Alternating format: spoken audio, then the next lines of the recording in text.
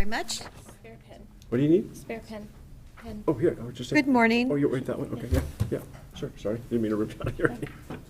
Let's call our meeting to order, December 14, 2022, for the Deschutes County Board of Commissioners. Please join us in the Pledge of Allegiance.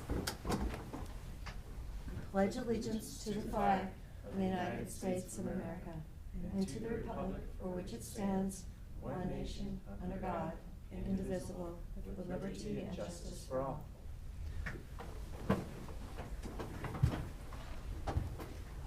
Citizen input, we did receive 2 emails last week on the 7th after our meeting, and they were both in support of Worrell Park. So thank you for those emails. And want to recognize us. Is there anyone in the room? I see no blue sheets. Anyone on Zoom that had a comment this morning? All right, okay, our consent agenda. Move approval of the consent agenda. And I will second it. Any further discussion? Commissioner Chang, Yes. Commissioner DeBonne, Yes. and the chair votes yes. So that puts us at item number 7. Dave Doyle. Morning, Commissioners. Item number 7 is consideration of adoption of ordinance 2022-012, which enacts new Deschutes County Code Section 2.04.052 that provides for the change in the mode of selection of commissioners from partisan to nonpartisan. As you'll recall, in this recent November election, ballot measure 9-148 was passed by the electors of the county. It was passed 61.24% versus 38.76%, and that provides that the method, the mode for selecting county commissioners will now be moving forward nonpartisan. And so there was no need for a public hearing as a result, because the voters approved this, and state statute, which is cited there in Section 2 of the ordinance, provides that this ordinance will take effect immediately. There's no requirement for an emergency adoption. It happens automatically by emergency because the voters approved it, and now you're enacting this code provision to put that in place. So if you have any questions, certainly willing to. I suppose if there's anyone in the room or on Zoom that might want to comment on it, even though it's not a public hearing, you could certainly entertain that, but I'm not sure there's a whole lot of discretion point here. Thank you, Mr. Doyle, for that, and getting it on our agenda on a timely matter, extremely timely, so thank you. Any other questions, any other comments? I have some comments. Okay. So the electors of Deschutes County voted 61% to 39% to end partisan commissioner seats and partisan primaries, expressing a clear preference for pragmatic problem solvers versus entrenched partisans. I would like to take a moment to recognize the chief petitioners and volunteers who went out and gathered 7,000 plus signatures to get the nonpartisan county commissioner ballot measure on the ballot, which allowed the voters of Deschutes County to make this choice and to make Deschutes County government better for generations to come. Personally, I'm very glad that we are ending closed partisan primaries in the county.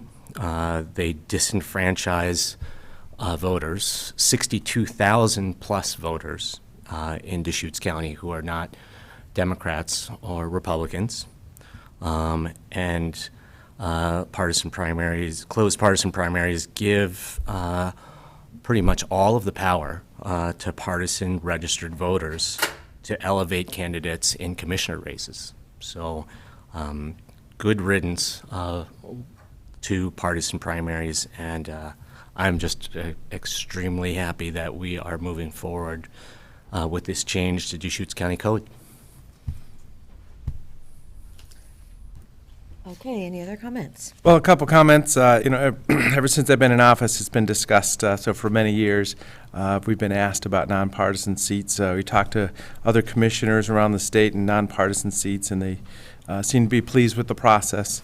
A value of having partisan seats. Partisan is, I think of it as a starting point, just a starting point. These are the values I'm starting with. When I look at the platform of the Republican Party or the platform of the Democratic Party here in Deschutes in the state of Oregon, that's a starting point. When I run for office, I'm running to serve everybody in Deschutes County, and I want them to understand generally where I'm coming from. So, as I say, I do want to thank the League of Women Voters for taking the lead on this, getting it to a vote of the people. And I've always said a vote of the people is what we need on this topic because we have had the authority as a board to make this choice, and I had never wanted to do that with just 3 people. So the people are engaged, people have spoken, I'm supportive of this. But as I say, what values are you bringing to office? Sometimes people might, sign up for office with a real strong positions and not talk about it. So it's just a starting point in those values as people run for office. So a message to the voters, please be engaged, understand who you're voting for. But that's the big picture. Yes. Yes, definitely. I'm glad we're in America where we can vote. So important election, and we're going forward from there. Can we have a motion then, please?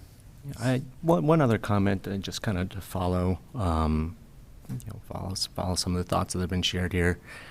We have heard from many people in the community that there should be 5 commissioners instead of 3 for a county of 200,000 people.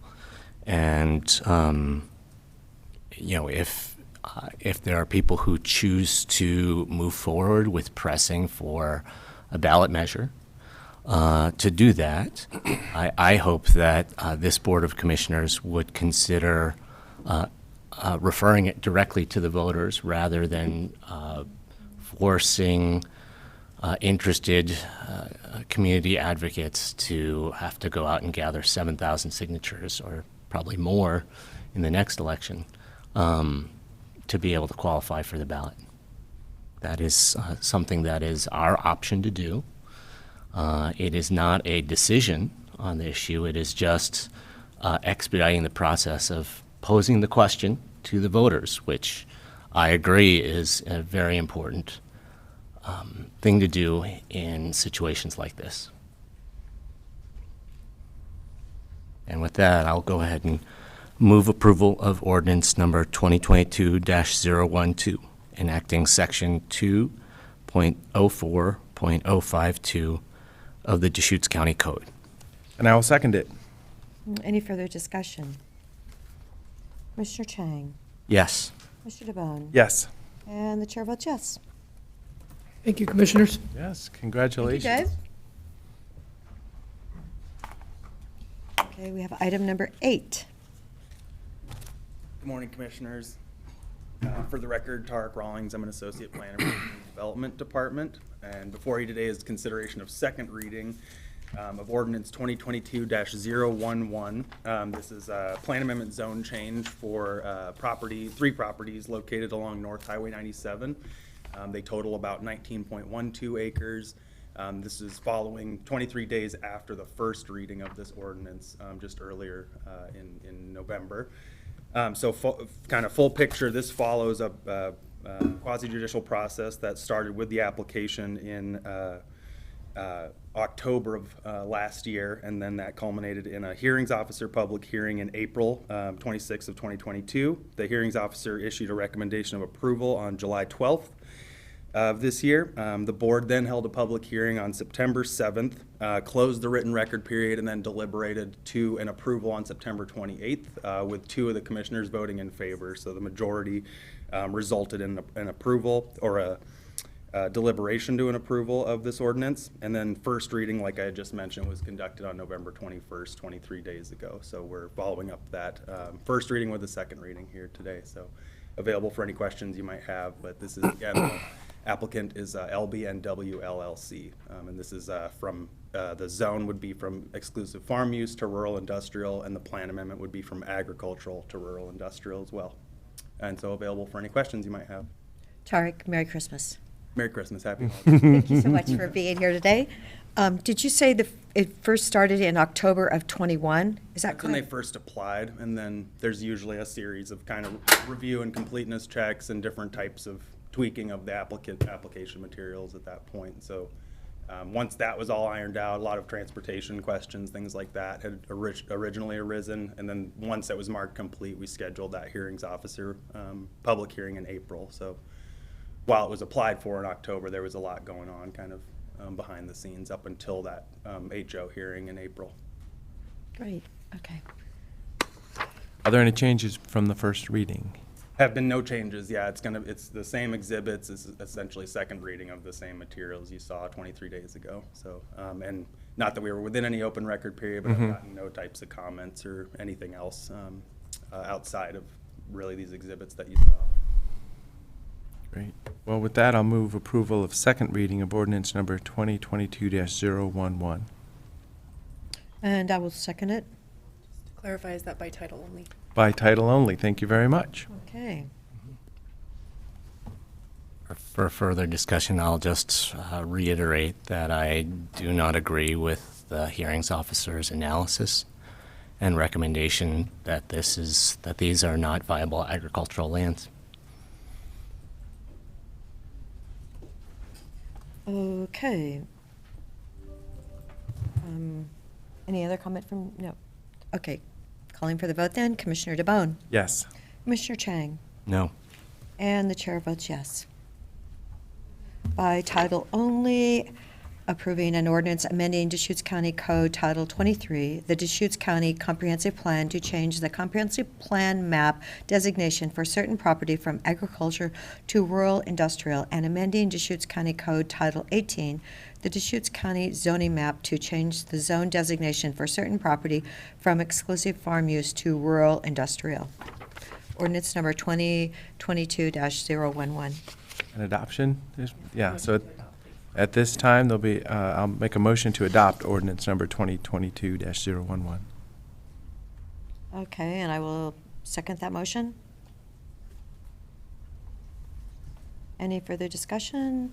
Commissioner DeBonne, Yes. Commissioner Chang, No. and the chair votes yes. Thank you very much, Commissioners. And just to be clear, there's a 90-day adoption clock kind of from right now. There'll be a 21-day appeal period within that 90 days. And so we're looking at March 14th of 2023 is when that would be a final adoption date. So we'll kind of take it from there. We'll see if anything comes in the 21 days, and then if not, we'll see you in mid-March. But thank you very much for your time, Commissioners. Appreciate Thank it. you. Thank you. Thanks for coming over. Braving the elements out there. Okay, item number 9.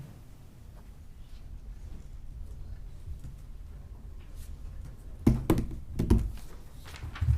morning, Commissioners. Nice to see you all. For the record, my name is Hallie King, Associate Planner with Deschutes County. And following, similar to Tarek's last item, this is also a consideration of second reading for ordinance number 2022-013, which is a ordinance to approve the Eden Properties Plan Amendment Zone Change application. And just to kind of remind you of the process leading up to now, a hearings officer issued a recommendation of approval in June of this year, with the board holding a public hearing on August 17th with deliberations on September 28th. And the board deliberated in the majority to approve the application, and we held a first reading on November 21st, 23 days ago, and again are now here for the second reading. And so if there's any questions, happy to answer, but at this point, we would look for a motion to adopt the ordinance. Thank you. Thank you, Holly. Hallie. Yeah. Holly, I know. I know. My niece is Haley, so let's get that one straight. Any other comments? I'll move approval of second reading of ordinance, by title only, of ordinance number 2022-013. And I will second it. And in terms of additional comments, I'll restate again that I disagree with the hearings officer's analysis and recommendation on this application. I think we heard very compelling testimony that this property could be used for dryland grazing as part of a viable ranching operation during the hearings.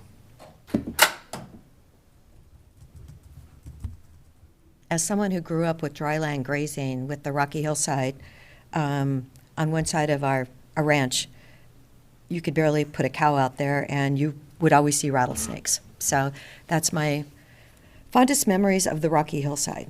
Yeah, I know, it doesn't count, but it Look at was this. that's my real life experience, so I wanted to say it. Thank you so much. this property is a plateau.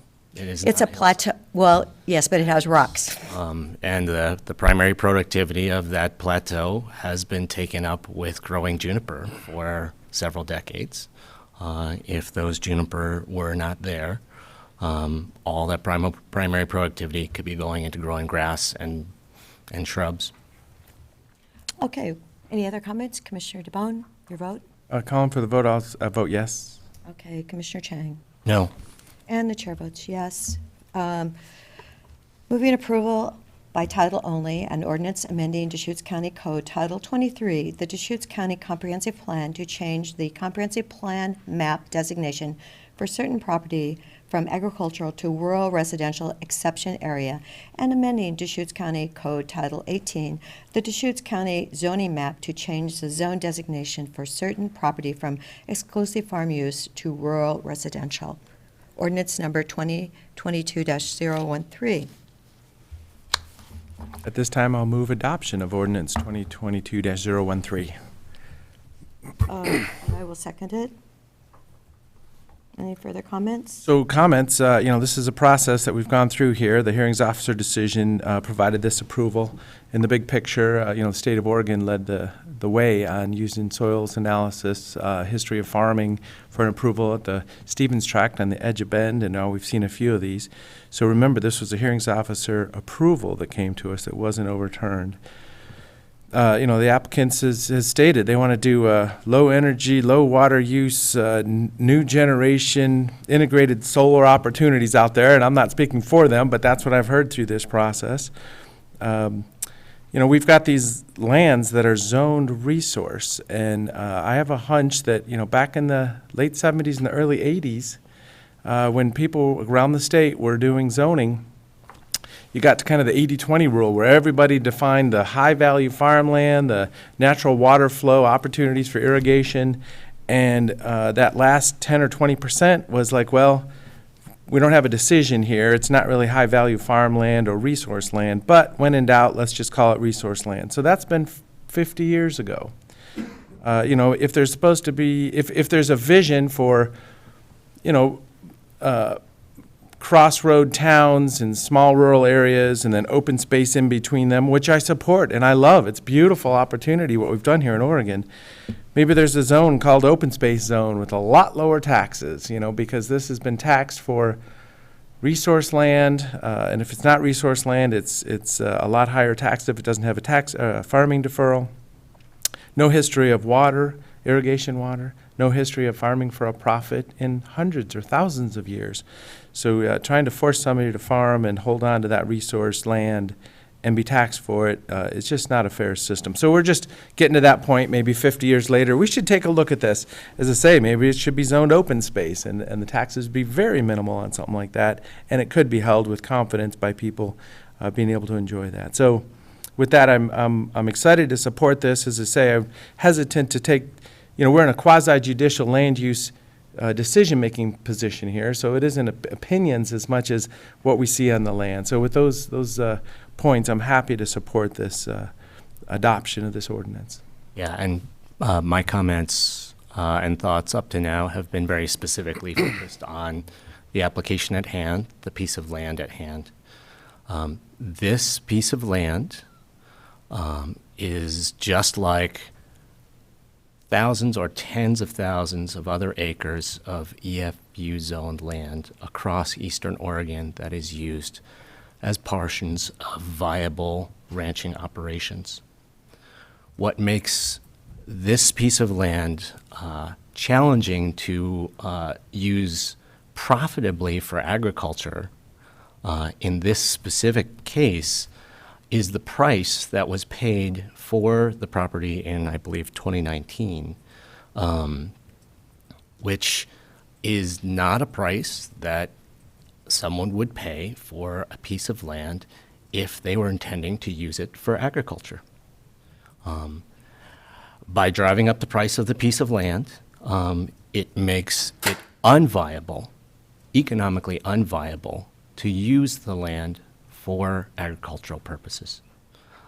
So that's the basis of my disagreement with the hearings officer's recommendation, not a decision, a recommendation to us, which we can take or leave as we see fit.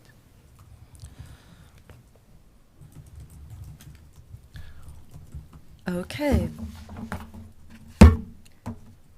Back to the motion for moving adoption. Commissioner DeBonne, Yes. Commissioner Chang, No. and the chair votes yes, moving adoption of ordinance number 2022-013. Thank you, Commissioners. Thank you. Thank you so much, and Merry Christmas. Merry Christmas.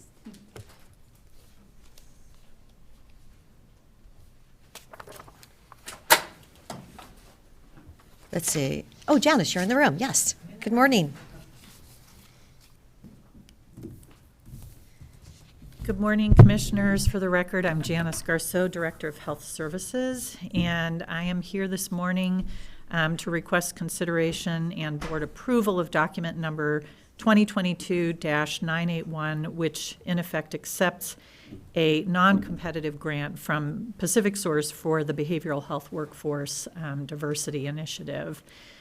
We presented on this grant either a week or 2 weeks ago. I'm losing track of time. Apologies.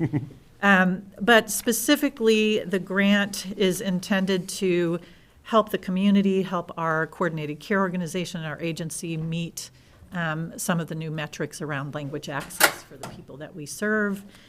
This particular grant provides $47,000 to hire a temporary 20-hour-a-week language access liaison to support the work of our language access unit.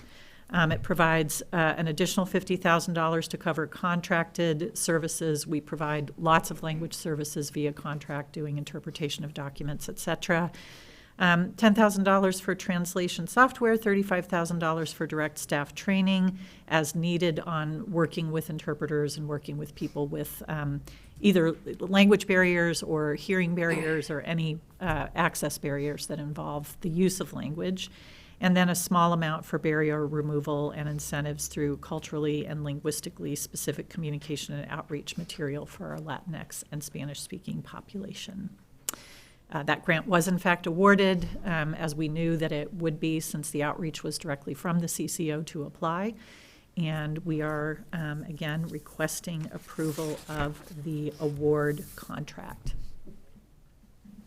And so do you think you can fill this position at halftime? Yes, absolutely.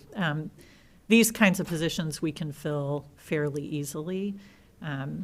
They do require a technical skill, but they are not necessarily a master's level or even a bachelor's level position. They may be someone that has a certification to provide language services, so they tend to be easier to fill. So how many Spanish dual-speaking employees do we have currently in the health department? We have fewer than we had. I know, I know, we were having a Yeah, hard I time. don't know the number, I know the percent. So we used to be staffed more in alignment with our community, so we have about an 8% Spanish-speaking community, and we are roughly around 4% right now of our overall staff who are bilingual in Spanish. All right, but you feel good about this one? I feel good about filling this particular position. It's really, I mean, we're really working with our other incentives, as we've made you aware, our tuition reimbursement incentives and other kinds of incentives to grow our own internal staff who are bilingual. So we want to recruit and retain bilingual staff, and we want to give great staff opportunities to achieve a higher level of education if we can. So.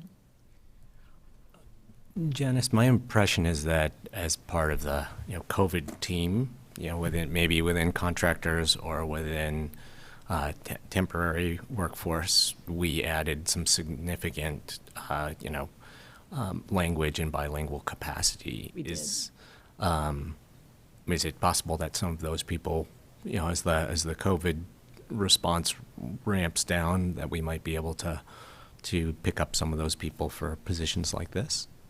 I think that's absolutely possible, and I hope that as we have traditional health worker positions, peer support specialist positions become available, case management positions, even in some instances, we can access, other opportunities for those staff as well. So, yeah. Thank you. Any more questions? Is there a motion? I'll move approval of document number 2022-981, accepting a grant from Pacific Source for behavioral health workforce diversity. And I will second it. Any further discussion? Commissioner Chang? Yes. Commissioner DeBonne? Yes. And the chair votes yes. Thank you, Janice. There we go. Thank you, Congratulations. commissioners. Have a good holiday. I Merry probably Christmas. won't see you Yes, before thank then. you. Oh, you might, Maybe. unless you're leaving town now. Okay, we're at item number 11. Well, good morning. Hello. Nice to see you guys in person. Nice to see you. And I hear we're going to have a bus going every 15 minutes up to Mount Bachelor. Absolutely. Okay. Derek, you're not going to be driving one, are you? Nope, not yet. Okay. Maybe. So- Other duties as required. Good morning, Board. Chris Doty, Road Department, for the record. As you're aware, I think Deschutes County is the qualified entity for distribution of ODOT transit funds and other federal funds via the state's STIF program.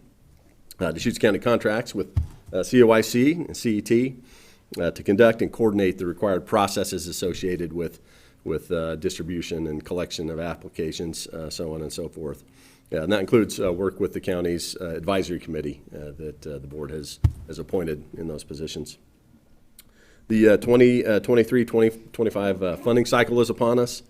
The advisory committee has met, made their recommendations based on a call for applications.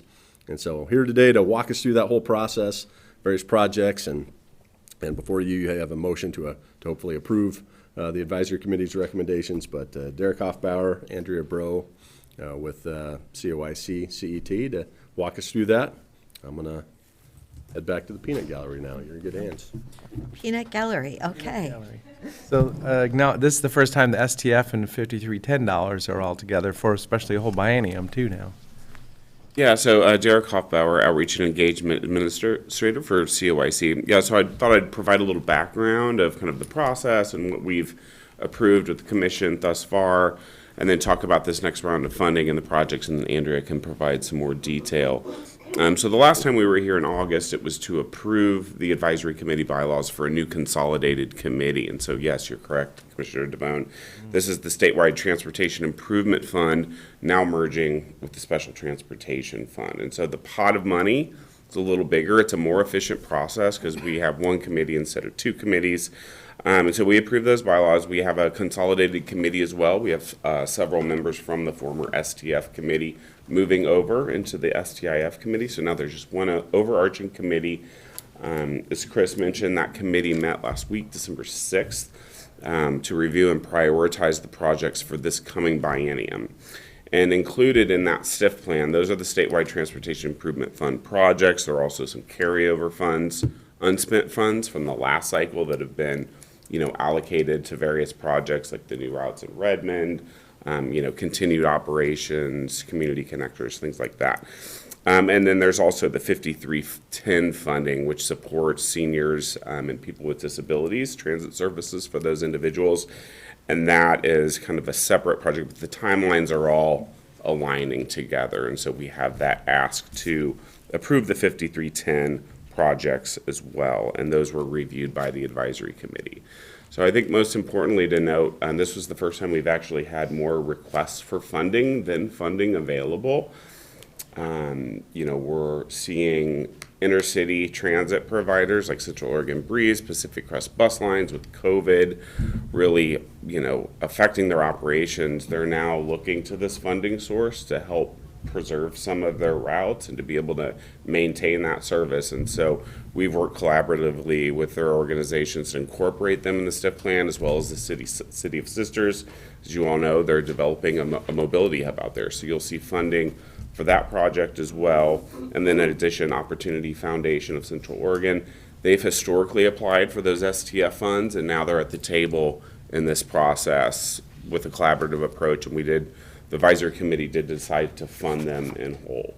So as presented, you'll see the list of projects and the total amount of funding, including the carryover funds. And we are here to answer any questions you might have about specific projects or the advisory committee process. Anything that you would like further information or clarification on, we're happy to discuss. So I have a question on page 2 of our handout. It says CET sub-recipient projects. So it's in a blue heading, and then it says, does that mean the commute options and the Pacific Crest? Are those supposed to be underneath that category? Is that, because there was nothing listed there, no dollar amount. Yes, they are. That's just kind of a header for the projects that are listed underneath that are within CET's application. So then the carryover includes Route 31. Now, was that the route from La Pine to Sun River? Yep. My favorite route. And does that mean that it still has a life, perhaps? Yes, there is funding that we carry over from the previous STIF plans. So Route 31's budget is in the program reserves, as well as Route 25, Crooked River Ranch to Redmond. Okay, so has that one had any action at all? Yes, I would say Route 25, we started it the day after Labor Day. It's gained some traction. It's definitely had probably between, on any given day, a highlight of 18 to 20 people needing to go into Terrebonne or Redmond for shopping and medical. We've also highlighted a few students, RPA students that are from the ranch that have had difficulty finding transportation. It operates Monday through Friday. And it also deviates if you need to get to a particular medical appointment. It could drop you off at a dentist or a doctor's office. So we actually just spoke to a reporter last week that was interested in learning about it. So it's definitely gained in popularity. The snow shoveling this past weekend was a little difficult out in the ranch, but we still were able to serve come Monday morning. Okay, so you've got students and other people riding in that route, and you said 18 to 20 a day Yeah, at its max, that's probably what we're seeing in terms of ridership. on each bus, or for the whole day? No, there's only 3 runs per day, Reruns. so Okay. that would be over 3 runs, yep. I was able to take the bus last night from Bend to La Pine, so, because I had, the way our cars work, my wife took the car home. I said, I'll just hike over there, and it was a great experience. There was about 6 of us on the bus last night, and got there right at 5:20 for a 5:22 departure, and you could see that, kind of zigzagging out of town is the tricky part to get rolling, because when I get in my car, I can just get on the bypass and go, but getting out of town in the intersections and driving down 3rd Street, everybody was in a good mood. The bus was in good shape. It was nice and warm in there last night, on a cold night. So, first-hand experience, current rider.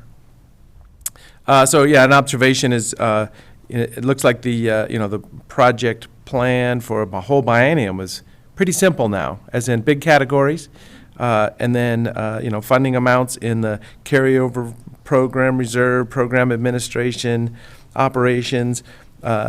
Just big chunks of dollars. So I guess it's good to know that we're able to keep it this simple at this level. I know there's lots of moving parts and pieces and making choices every day. Figure out which routes and getting the drivers going. But what's the status with the driver fulfillment? Sure, so we did do 2 rounds of union negotiations in the calendar year 2021. We increased base pay around 30%. Unfortunately, I don't think that's enough, given where we are with employment. So we are expecting another round of negotiations, both for the Bend contracted labor and CET employees. The other, moving parts that we've mentioned in the previous cycles, we are procuring more vehicles that do not require CDL. so that people just have their basic license. We are seeing those vehicles slowly starting to be built out of Ford. It's finally getting back to its normal schedule, but it's been, You've had them on order and Yes. got to get them in. yes. Is that the $6,000 or $6 million carryover then for the buses that haven't?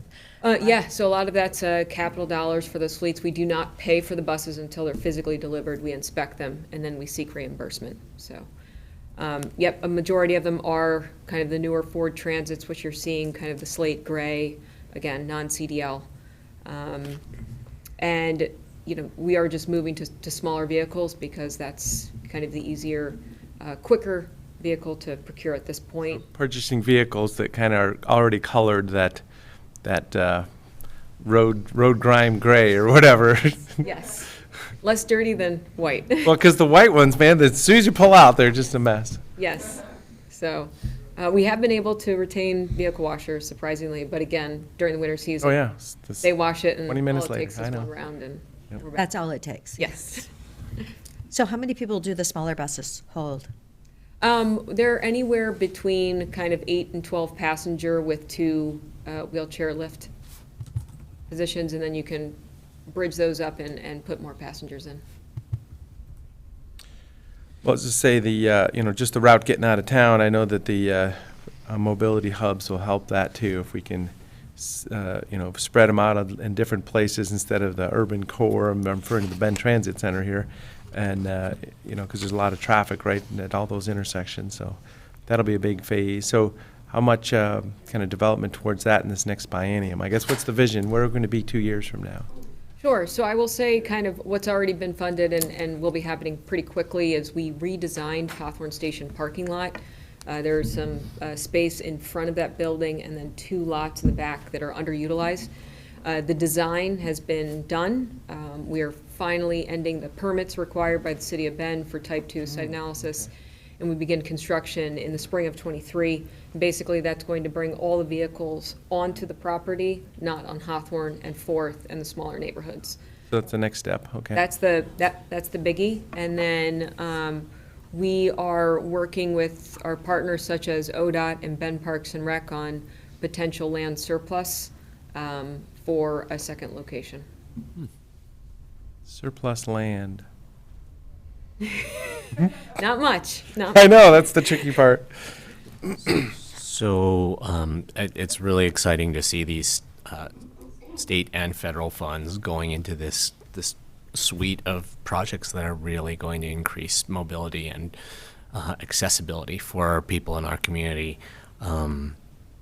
One of the things I'm trying to keep track of is the discussions on the transit district, the formation of a transit district, because I think it would be really great to have a district governing body specifically dedicated to these issues and programs, overseeing these funds rather than us. Can you give us a sense of what the vision is at this point for exploring and calling for a vote of on a transit district? Absolutely. So we have an agreement with the City of Bend, both to provide services and then working within their right-of-way. And those 2 agreements will be extended and amended at the end of this calendar year. The major agreement speaks to finding a more sustainable funding source for the City of Bend's fixed route system and paratransit system, and what CET is doing to progress in that direction. The next step for us is potentially hiring a consultant to see what feasibly makes sense. This is big transit territory that CET is just simply not knowledgeable in, so we are going to be seeking guidance on what transit agencies of our size, the revenue and the services that we can provide. And so that would be the next step we're going to be taking during calendar year '23, is to really gather all of that information before we would, go out to the voters. So state put in a statewide transportation payroll tax, and, is there a vision that a transit district would need more revenue? Well, the first piece of a transit district is not so much taxing, is that the STIF funding would be coming directly to COIC. So just labeling ourselves as a district eliminates some of the pass-through agreements that would be created. So that would be the first step towards some of the efficiencies that we would like to see.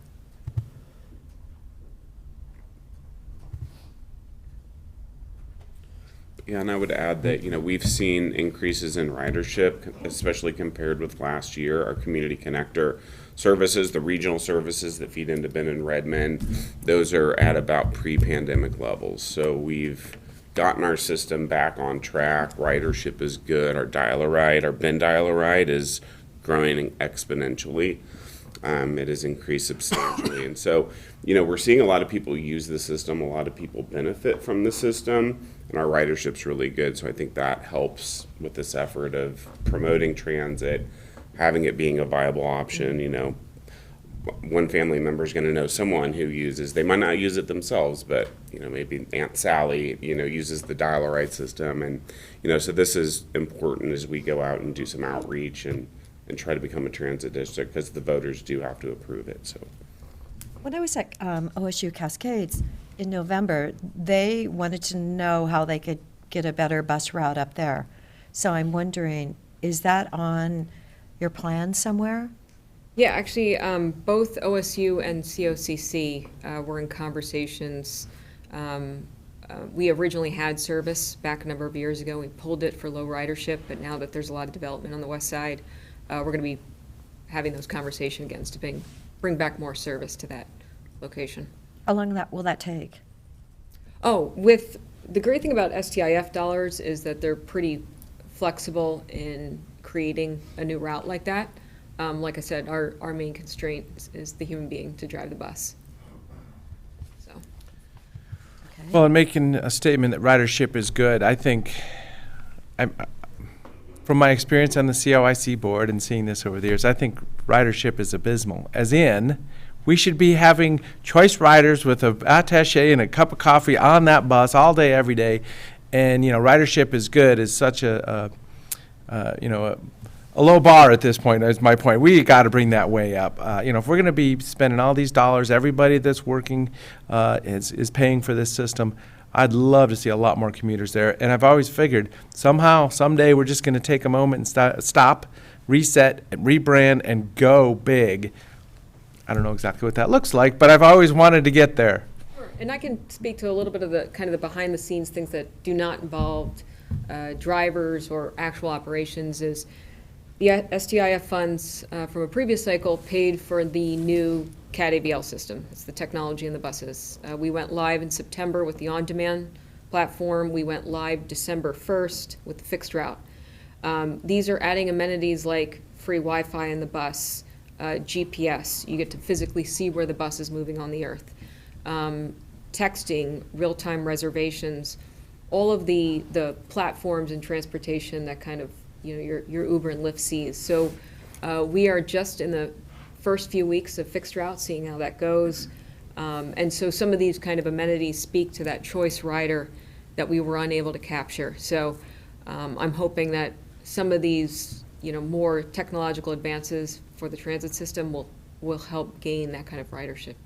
I was just thinking I probably wouldn't carry an attaché, but I do carry a backpack once in a while, so we'll see. Maybe that's the wrong vision. But, really getting there. Adding capacity to a route because the buses are so full. I don't know if we haven't seen that ever, have we? Right. I mean, we're putting routes in, trying to find the people and the commute routes, but, The recreation ones are full. unless you want to go with a huge inner tube in the summer. So you're seeing it on Mount Bachelor. Ben Parks and Rec just completed a study along with Hayden Homes about events during the summer, and we are now part of that planning process to reduce congestion and the need to bring multiple cars. And so there are those niches that we can get more of the choice ridership. We just need to figure out how to better do that on the core public transit system. What about our county fair? Did you guys do anything for the county fair? We did. I would say it's a mixture of when we were doing COVID and then cooling shelters, and so there was a couple other things that were going on, but we did serve the fairgrounds for a multitude of reasons back in 2020 and 2021, so. But you didn't do it this last year. No, not this past year, but I will say where we're gaining the most traction right now in terms of new services, choice ridership, is Smith Rock State Park. They have exceeded their parking limit, and they have just started reaching out to us about potentially shuttling people to that park to meet demand. So where do you pick them up at? That's all part of the planning process. Oh, you We would haven't like gotten to it. stay on this side of US 97, so we wouldn't have to cross it, but. Good that's- idea. Yep. I'd just like to say, I would also very much like to see ridership expanding for the system. But, you know, I look at that in a pretty big picture kind of way. In places where public transit systems are heavily used, what we see is a density of residences and workplaces along those routes. And that is a growth management and land use choice that is made by certain regions and certain communities to create the conditions for people to actually efficiently and effectively use public transit. So for us as a land use authority, you know, one of the land use authorities in the region, we should, you know, if we really embrace that vision of lots of people using the bus, then we have to establish the patterns of human settlement that support that. And I will just speak a little bit on land use, again, behind the scenes, not directly related to service or operations. Particularly with the city of Bend and the city of Redmond, anytime there is, you know, multifamily development, dense residential, they are required to reach out to the transit provider, and we ensure that there is bus stop infrastructure as that's being built. So we may not be serving that area today, but the infrastructure will be there for us when that's built, and we can serve the area in the future. Yeah, I mean, you look at, I know nobody wants to be like Portland, but one thing that the Portland metro area has done well is they have created, you know, higher density along transportation corridors, and that makes that max train system and their bus systems work incredibly well.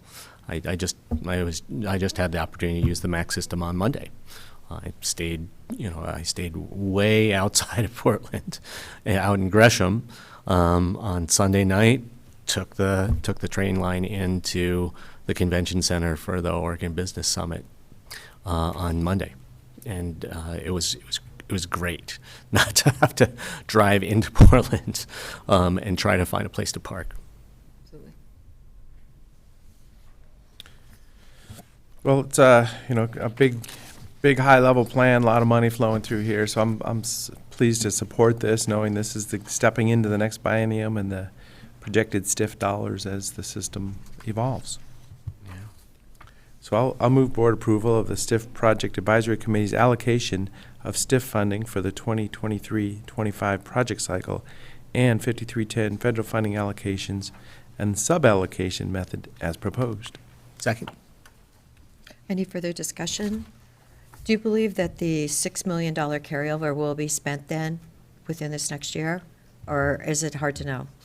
That's our hope, and that also keeps us in good graces of ODOT. So it is a goal of ours to spend that down within the first fiscal year. Okay. And then you have almost 12 million for this next period.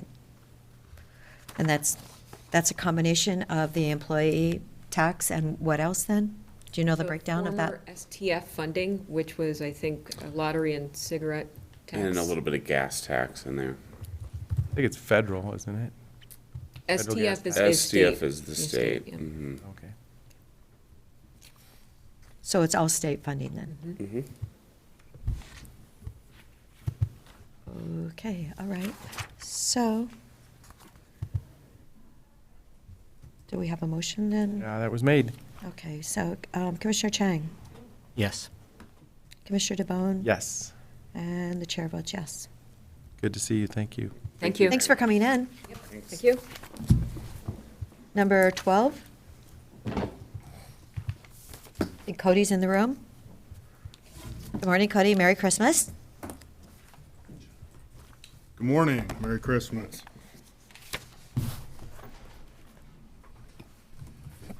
For the record, Cody Smith, County Engineer, Deschutes County Road Department.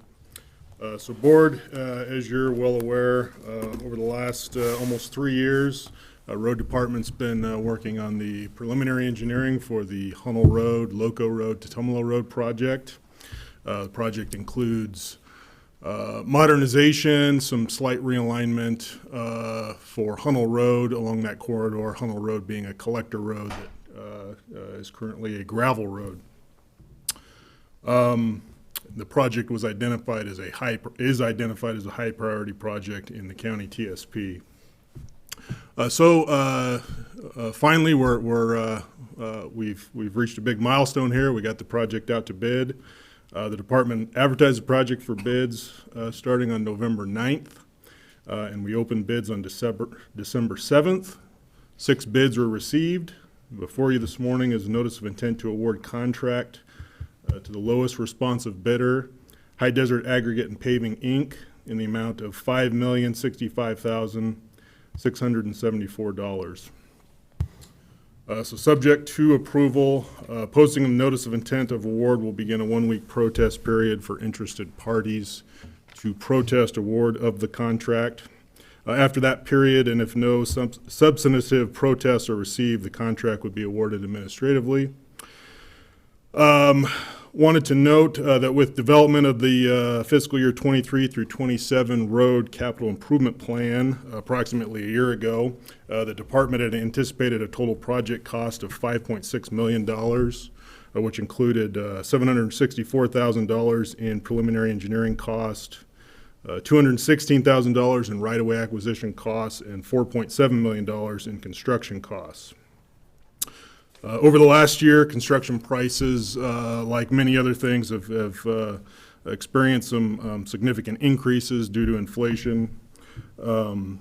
The quoted unit prices from recent county road projects, as well as some recent ODOT projects, were used in the development of the department's engineer's estimate for this project, which the board probably noted was significantly higher than the bids we received. That was, again, primarily due to utilizing those recently quoted prices. And when I'm saying recently, I'm talking about prior to July of this year for the most part. July was kind of when we experienced the peak of, in particularly, asphalt concrete prices. After July, the index for asphalt concrete in Oregon, at least, has started to go down, and we've seen it go down significantly over the last couple months. So anyways, and thankfully, strong competition coupled with some moderate stabilization and certainty regarding those asphalt oil prices yielded more favorable bid prices.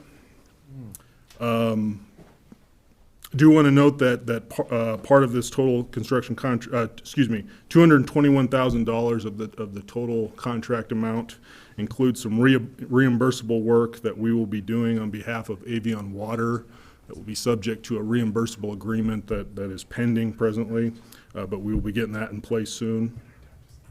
So with all that said, the current total project estimated cost is $6.3 million or $6.1 million if you don't include that reimbursable work by Avion, for Avion Water. Detailed construction schedule is currently pending from the contractor. Kind of general schedule, though, we anticipate that construction hopefully will kick off here towards the end of January. January through March is primarily going to be focused on work for the Swally irrigation facilities that cross Hunnell Road. Once the irrigation season is started, then the focus will be on actual road work. The contract completion date is March 30th of 2024. We anticipate that the work should be done hopefully by November of 2023. However, we did want to include some additional time at the end of the contract outside of the next irrigation season in the event that we do need some additional time to address some of that work with the irrigation facilities. Once we do have more schedule details pinned down, we'll be doing a full media blitz here in regards to letting the public know what's going on in terms of the schedule for the project. So with that, I will turn it back over to the board and happy to answer any questions. So Cody, just to reiterate, you had said something about 5.6 million, I believe. Was that what you thought it was going to cost originally? But now it will cost with the Evian 6.3, but it's still a lot less than what inflation came in last July? 5.6 million was the total project estimated cost that we plugged into our 5-year CIP. We prepared that estimate roughly a year ago in preparation for the fiscal year 23 budget. So now it's only costing 700,000 more than that number from quite a while ago then? Is it Let's like see. it's Yeah, going to be 60? Yeah, and noting that 200,000 of that is work that will be reimbursed to the county by Avion. It's Avion waterline work that we included in our construction contract. Okay.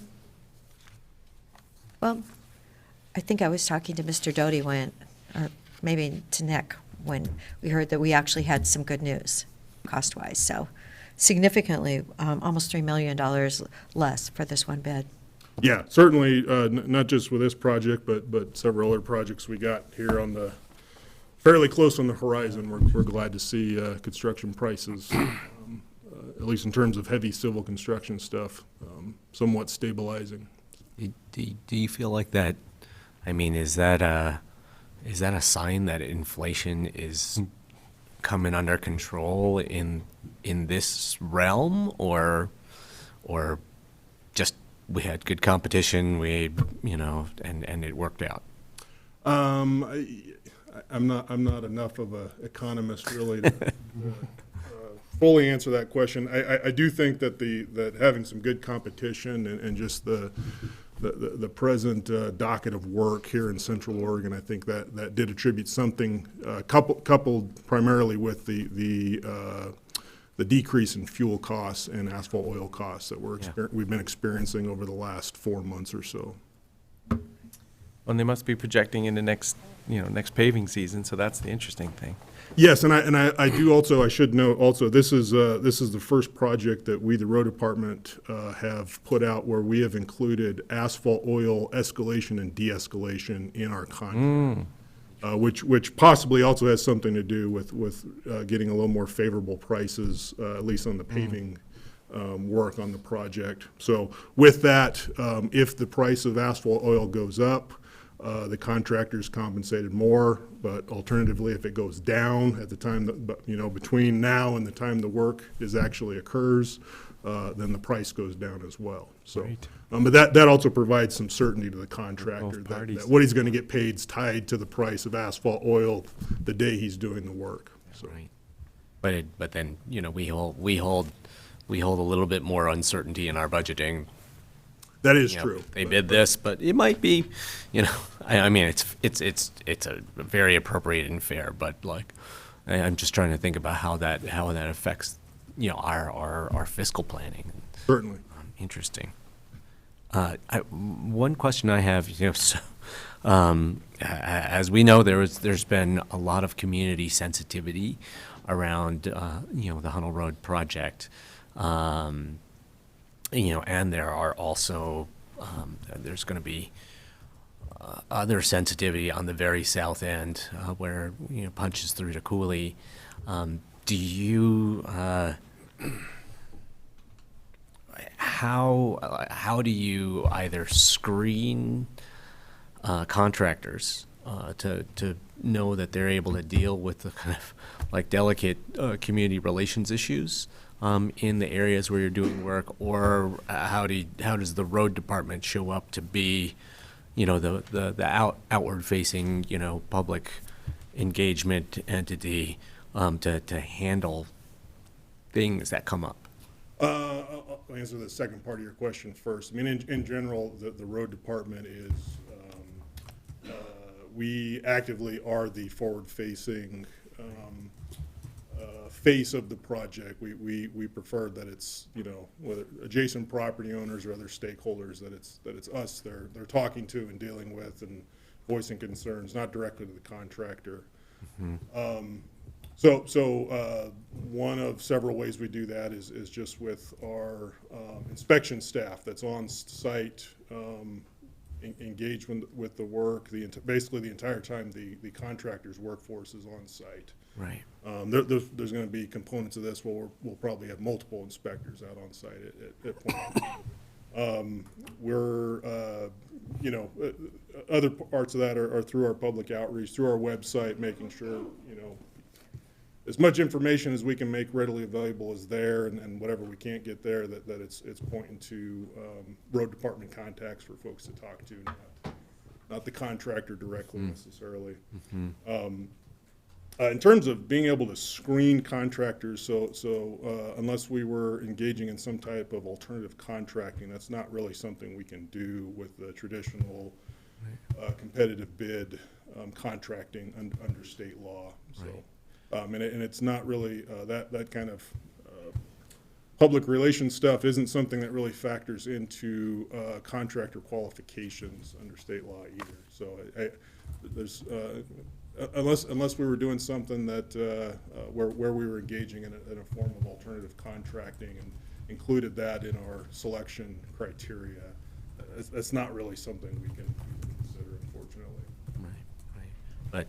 But you know, if you're the buffer in between the operations and the public, then it, you know, maybe it doesn't. It's a non-issue. Thank you. I did get a call from someone from Tumalo.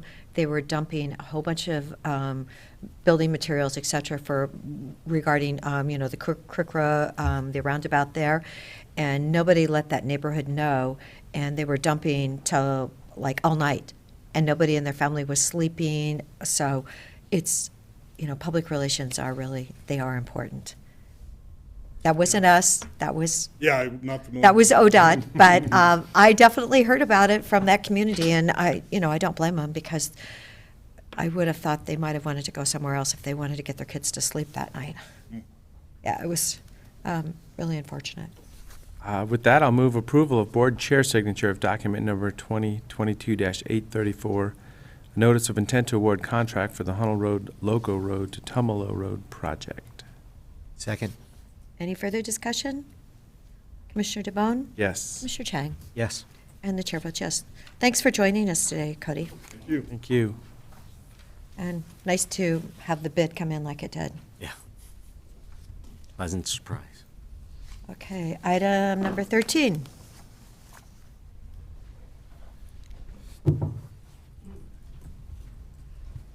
Okay.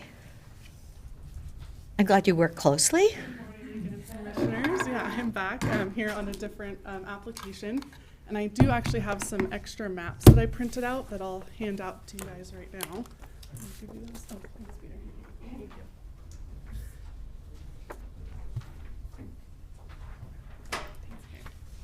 So this Thank you. next item. Thanks.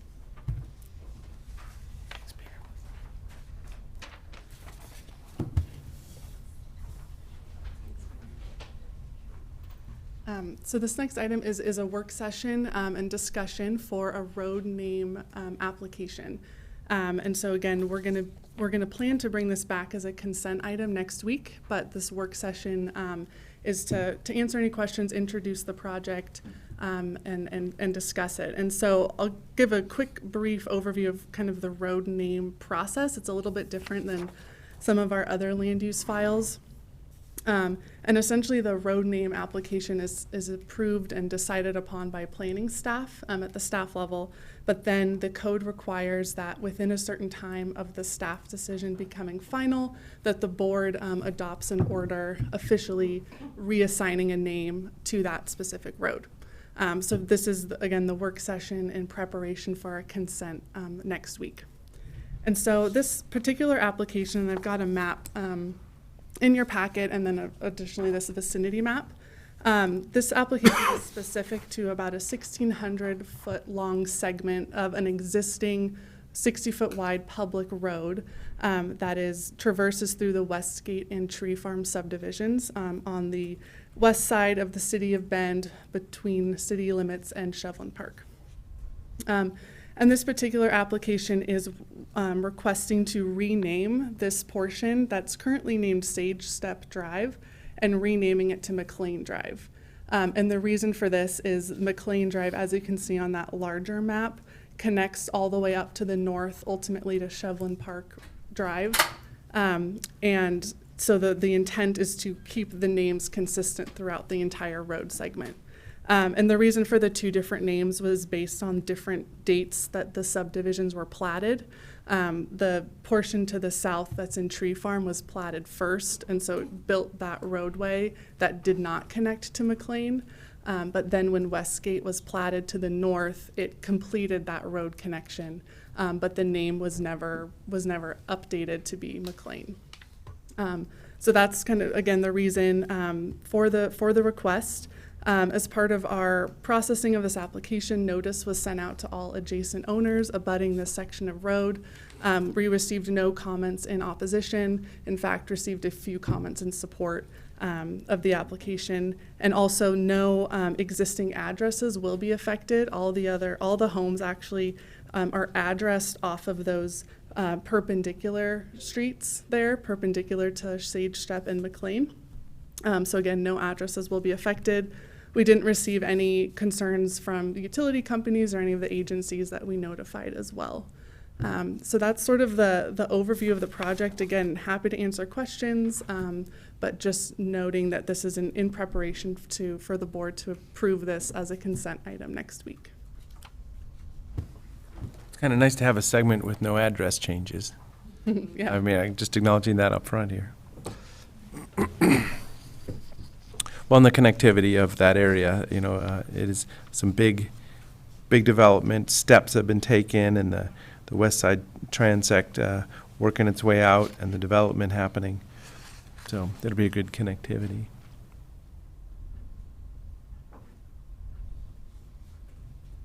So you're going to be a roundabout at Ridgeline Drive? Not sure, I don't know. A simple stop sign will do, probably. I have no questions about this. Okay. Neither do I. Okay, great. Well, like I said, we'll bring this back first next week. So thank you very much. Thank you. Thank you for this map. Great job. Item 14.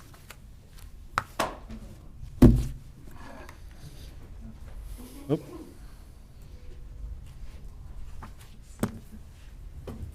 Good morning, Commissioners. Good morning, Tanya.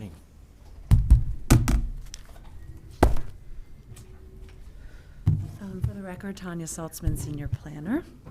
I'm here today to discuss deliberations for psilocybin time, place, and manner, text amendments. So I'm going to do a presentation that basically goes over the same things that were provided in your memorandum. So first, it's an overview of the board process thus far, summary of the testimony, and then we'll dig into questions for deliberations, which I've outlined in the memo as well as in a PowerPoint, and we'll go from there. So one moment while I share this.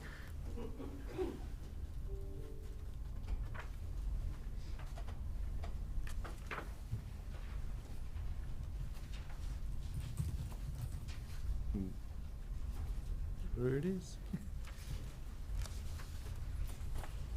All right.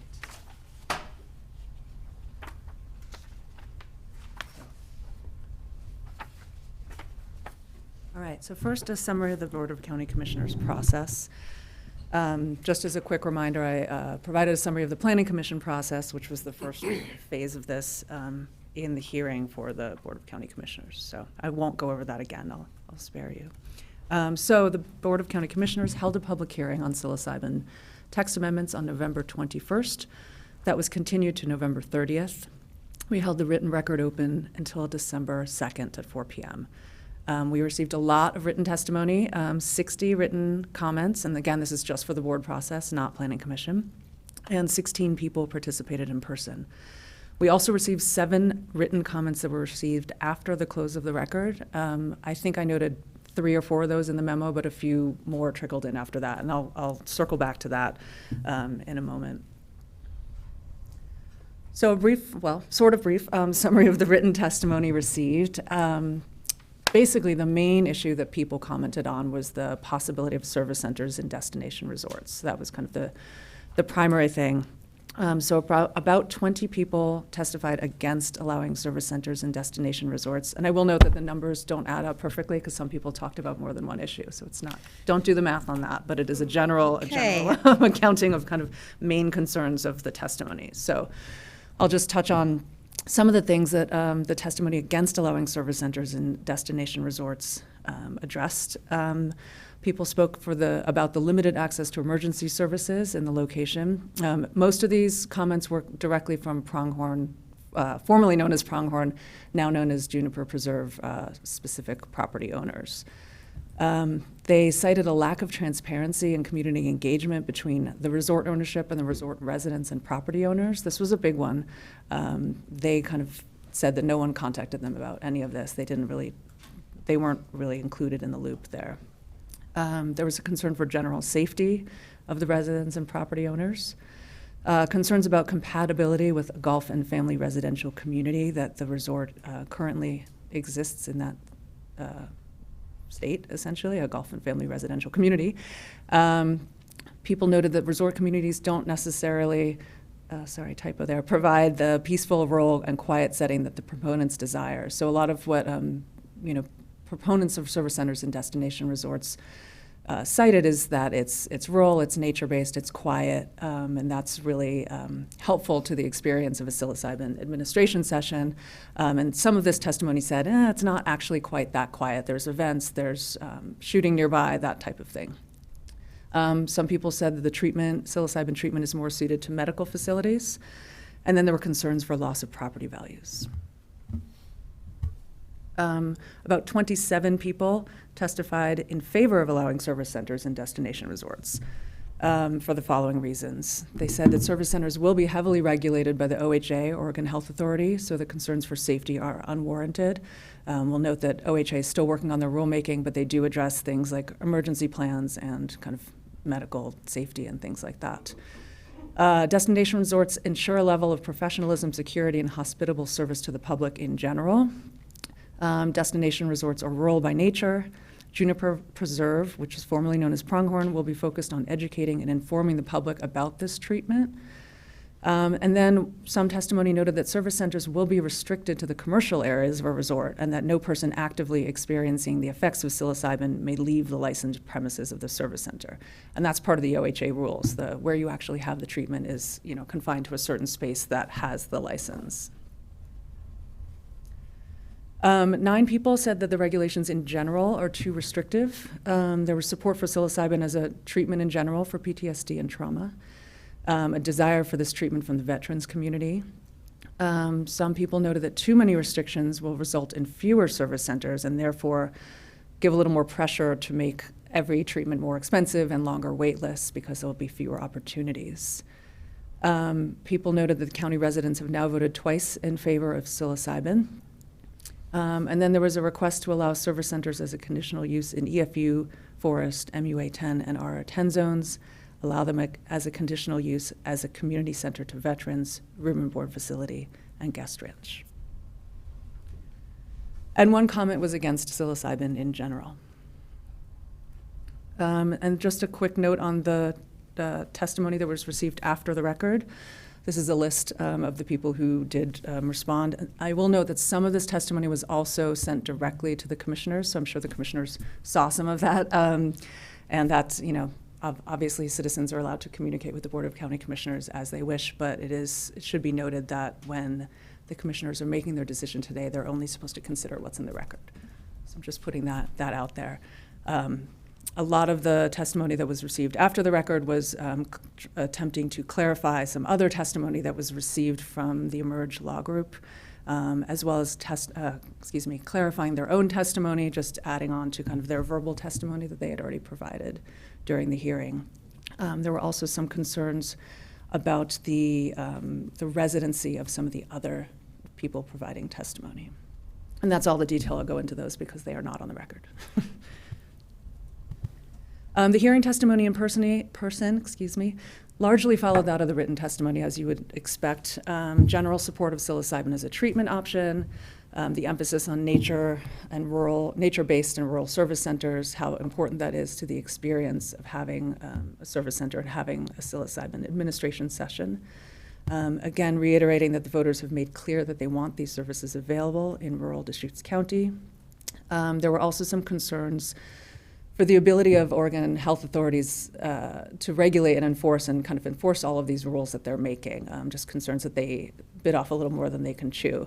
And a subsequent recommendation for the county to hold off on accepting any applications for psilocybin businesses for 1 year.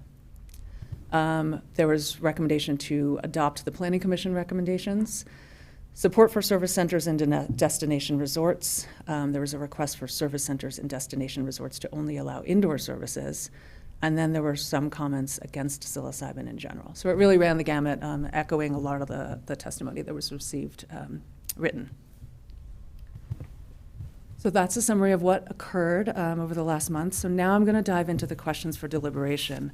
There's 4 kind of main areas, and then a couple of them get broken down into lots of sub areas that I'll hopefully be able to guide you through clearly.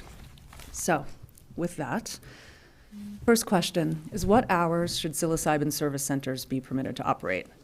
The Planning Commission recommended that the hours should match the OHA, which is 6 a.m. to 11:59 p.m.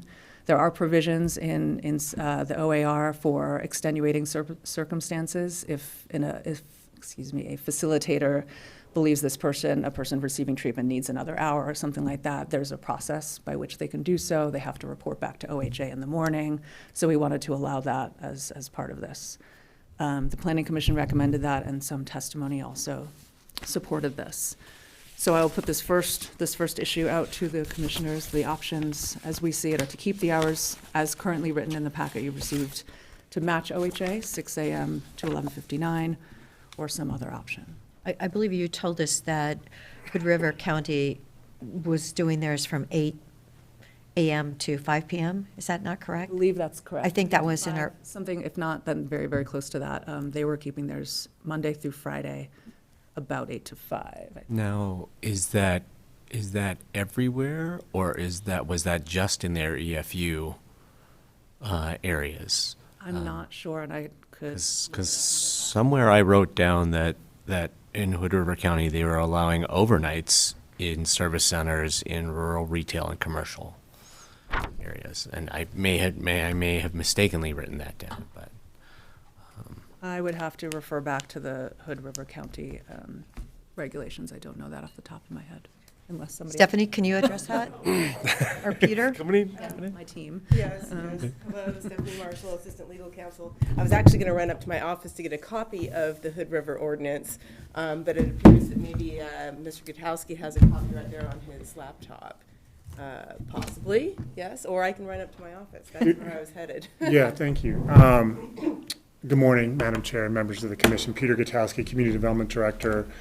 I have an email from the 28th of November that the TPM amendments for Hood River are, as it pertains to operating hours, are subject to certain business limitations in the EFU zone, are between 8 and 5, and there's other limitations to square footage.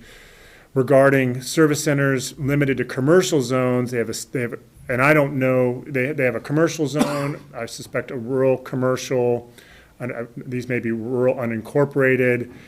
They're subject to, let's see, they are limited commercial zones, and they're consistent with other commercial-related uses. I'm not aware, to the extent that those, I believe, to the extent that that overnight accommodations are allowed in rural communities, Hood River may be allowing overnights for service centers in those specific locations, given the comparable impacts. In Deschutes County, in Tumalo, in Terrebonne, in our rural commercial zones, we don't have that makeup. We don't have overnight accommodations. And that's largely due to the fact that we have significant infrastructure limitations in both communities. That's not to say that over time, if sewer, centralized sewer was established in those communities, like in Sun River, you could have overnight accommodations. But right now, in our community, in those specific locations, infrastructure is a limiting factor. But in EFU, as Commissioner Chang was acknowledging that differentiation, there are even more restrictive standards as it pertains to operating hours. The size of an existing building or a new building can't exceed 800 square feet. So as I look to Tanya and Stephanie, does that align with your recollection? That's Okay, correct, okay. yes. So we do have, in the our original proposal for areas where service centers would be allowed, our initial proposed TPMs, there was, Sun River Commercial District, Sun River Town Center were listed. So are those are places where overnight accommodations are allowed? Is that correct? I don't believe in the commercial zone. The commercial zone is the Sun River kind of commercial district where you have the ice skating rink, you have retail uses, you have a grocery store, you have a few, I think there's Sun River breweries located there. So I'm not aware of overnight accommodations in that commercial sub-area of what we think of as Sun River proper. So all of these rural service centers, Sun River Commercial District, Sun River Town Center, Terrebonne Commercial District, Tumalo Commercial District, currently there aren't overnight accommodations allowed in any of those areas. I can't speak for Sun River Commercial. We could pull up the Well, commercial. that's what your notes say. It says no I would overnight. defer to Tanya. Well, the proposal is for no overnight service centers, but whether overnight accommodations of other kinds are currently allowed is the question I'm asking. Aren't Sun River Town Center and Commercial District not in the destination overlay, or it's not allowed in those, is my understanding? Yeah, Commissioner, it's a different zoning construct. The Sun River is an urban unincorporated community, so you have commercial uses in the commercial zone of Sun River. Could the zone be amended to allow overnights? I'm sure it could. Does Sun River have the infrastructure, centralized water, centralized sewer, to accommodate overnights? They do, as we know. But as I mentioned, in the other zones that you just described, there are significant infrastructure limitations, which I think have informed those zones upon their inception in the early 90s, which make it impossible to establish, again, because those regions are relying on decentralized wastewater systems. My understanding is the Sun River Commercial and Industrial or Village or whatever, those aren't even allowed for psilocybin though, the way this is written. Tanya's aware of the audit that we did for. Commercial is where service centers wouldn't be allowed. And we Which is in the, Industrial was for, I believe, Commercial or town center. Okay. Well, yeah. Commissioners, for the record, Will Groves, I had come up to, your planning manager, I had come up to. get everybody up here today. I just had come up to note that the Sun River Town Center doesn't apply to any actual land. There was an effort, 10 years ago to do a major overhaul of the Sun River main commercial center and include hotels and really make it a lot more resorty than it even is now, and that was never pushed forward. So we have a zone that's not applied to any land. So the town center does allow for hotels, but there's no land zoned that currently.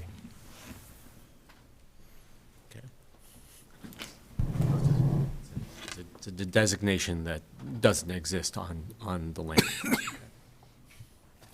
All right, so then exploring whether we would want to be consistent with Hood River counties, if they don't allow overnight, if none of these areas have overnight accommodations anyway, then that's moot. I won't worry about it. So that 6 to 11:59 seems appropriate to me. And I support aligning with the Oregon Health Authority rules. Are the rules out yet? I thought, Tanya, that you said that they're not out They're yet. still, I mean, some of them, they've been doing it. They'd be proposed, yep. At the end of the year. I believe the public comment period for the last wave ended on the 21st of November. And so they're brewing those up right now, I believe, but I haven't seen anything yet. But any day now.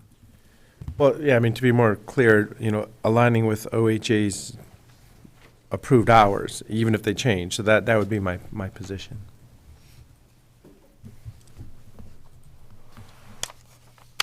So shall we continue, or so is that acceptable that align with OHA hours? Or another option? I want to see where we're going. So, yeah, I would go ahead, but And I mean, also keeping in mind that if we effectively make the places where you can have service centers nothing, then the hours don't matter. Well, these are hours for anywhere that could be approved in the county.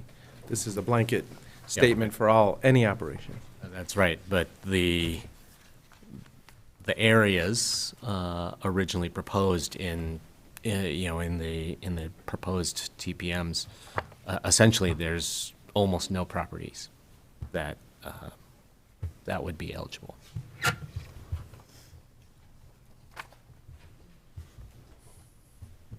Okay, I will move on to the next one. Yeah. This concerns manufacturing, which essentially is the growing and processing of psilocybin-producing fungi. So the question at hand is, should psilocybin manufacturing as a farm and processing use be allowed in forest zones, which is F1 and F2, in addition to EFU? Planning Commission recommendation was to allow it in the forest zones. ORS 475A 574 states that a county may allow the manufacture of psilocybin products as a farm use on land zoned for farm or forest use in the same manner as the manufacture of psilocybin products is allowed in EFU zones. It is considered a farm crop, so by default it is, you have to allow the manufacture of it in EFU land. This is just allowing it to be extended a little bit more.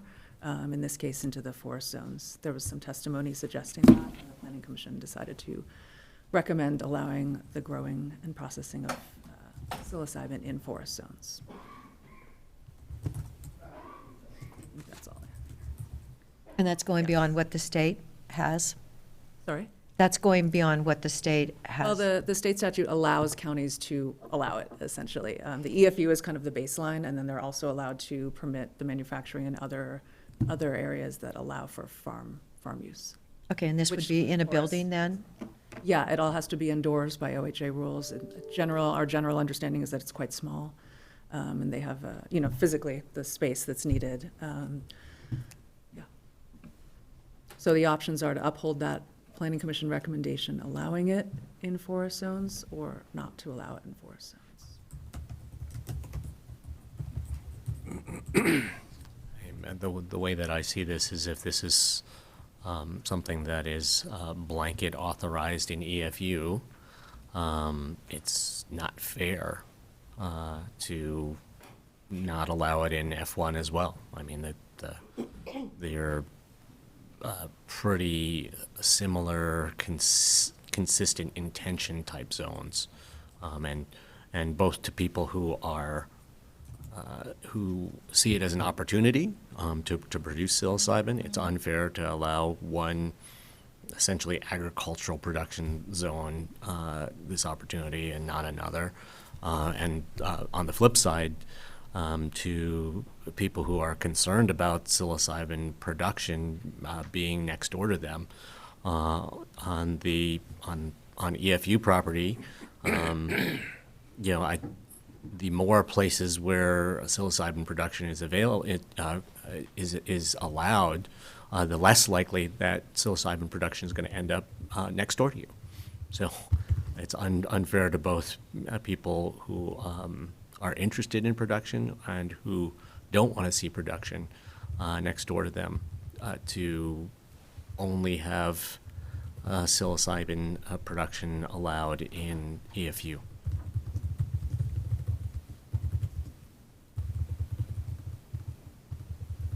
I'm supportive of upholding the Planning Commission's recommendation of allowing it in the forest zones.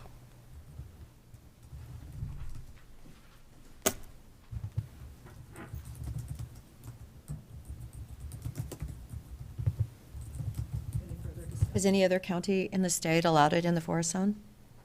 What's Hood River done? They spoke mostly to service centers and what we were looking at. Excellent question, Chair Adair. To my knowledge, those that are establishing time, place, and manner regulations, which would be Jackson County, Hood River County, and Wasco County, are limiting production to EFU and those zones that have some type of retail component. So the only rural area where production's allowed is, I should take that back. My understanding is the only area where production is allowed is EFU. Jackson County, I think Wasco County has taken that approach. Hood River County has taken that approach. Jackson County has not. They were the most restrictive. They had the most restrictive time, place, and manner. Jackson County does. Jackson County does, yeah. Now, there are a number of other counties that have not developed time, place. None of them allow an EFU, but Jackson is even more restrictive than the others. Let me rephrase. Or, sorry, none of them allow an F1, but Jackson County is even more restrictive than the others. Yep. Yeah, but there are a number of other counties where psilocybin is going to be permissible in the new year, but they're not updating their codes. They're going to rely on their existing zoning construct, and so that's not directly to your question, Commissioner Dara, but I can imagine, forest use zones allow farm use as an outright permitted use.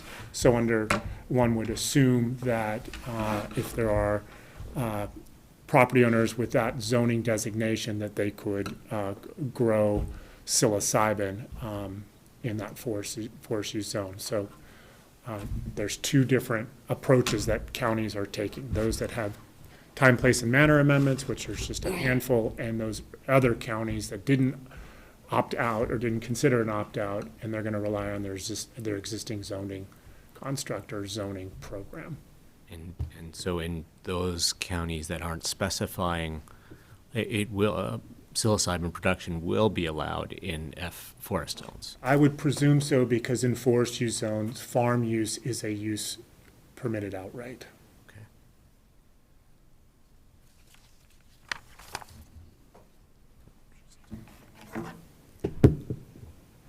Okay. So do we want to go on to 3 then? So is the consensus to allow in forest zones? There's 2 votes for it. I support that. Recommendation. Making sure I have my notes correct. All right, so item number 3 should psilocybin service centers be allowed in destination resorts? And as I've noted, this is the thing that has kind of generated the most attention in this phase of the process. I have a few slides on this. So the Planning Commission recommendation was to allow it in destination resorts. There's three options, well, three first options, and then there's kind of a second tier of options, depending on what option is chosen first. And hopefully it's clear, it's a little confusing, but I'll try to make it as clear as possible. So the first tier of options are to not allow service centers in destination resorts. To allow them in destination resorts, it also allows manufacturing as an accessory use if it's in conjunction with the service center. That's kind of the baseline of allowing it. Or to allow it in that same capacity, but as a conditional use. And I'll just go into this a little bit further next.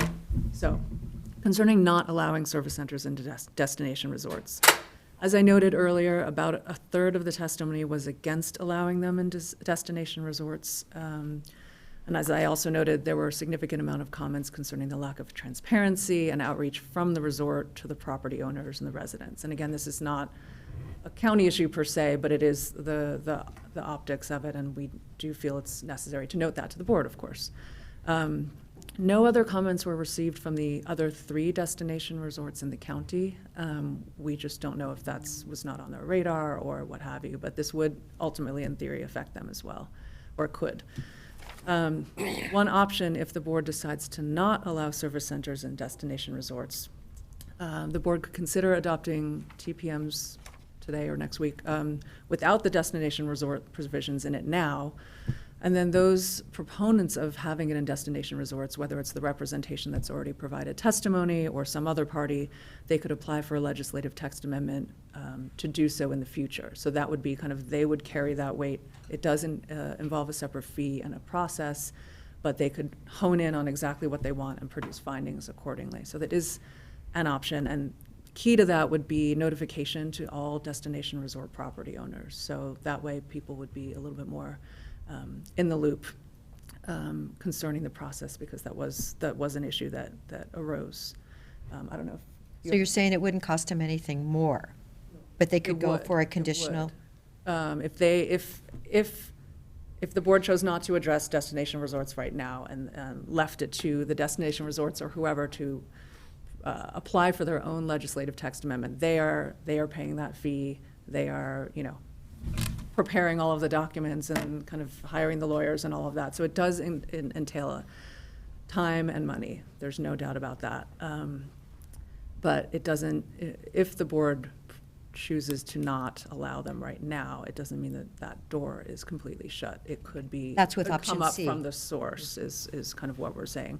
And that would maybe give an opportunity for a process where there's a little bit more communication and just outreach in terms of what these options are.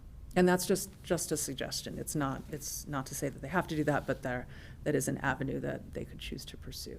And just to provide a little more context on that option, the Community Development Department would notify all property owners in destination resorts of this proposed, under this scenario. If a destination resort representative applied for a legislative amendment to include psilocybin service centers as part of the resort's commercial portfolio, commercial lands portfolio, we would be obligated to send notice to every resident who a property owner who owns property in any one of our 4 destination resorts to ensure that they were made aware of this type of land use. We've done this in the past. It's a common practice. It's deference afforded to the planning director. So that's why that last sentence there says notification could be then sent to all destination resort property owners. That's how that process would function. Okay, and you're saying even if they don't live there, they would be notified? If they own property, if they haven't built a They residence. had a house there? If they didn't have a house there and their address was somewhere else, they would get notification of this opportunity that's being presented by an applicant from a destination resort representative. Of course, if they had a residence, that residence, they may be living there full-time, but it also may be a second home, in which case the address on file may be somewhere else. They would still, whatever address we have on file with the assessors is where they would receive notification. But Tanya's point is well said. Whatever options the board chooses, and to the extent that they are limiting on rural lands, potentially on destination resorts, as you've heard me say more than once over the course of this public process, it doesn't mean that the industry can't be an applicant going forward to amend county code, and this could be true in Jackson County, it could be true in Wasco County and Hood River County, to demonstrate how this use aligns with the existing comprehensive plan policies and rural land use pattern, to show that it's a compatible use. I just think it's important for anybody who's here in person or listening online that the Community Development Department and the board as well were in a very reactionary position this past year in the way that the psilocybin regulations were ultimately developed by the Oregon Health Service. So counties have been reactionary, and it ultimately meant that there was not real opportunity to have robust community dialogue.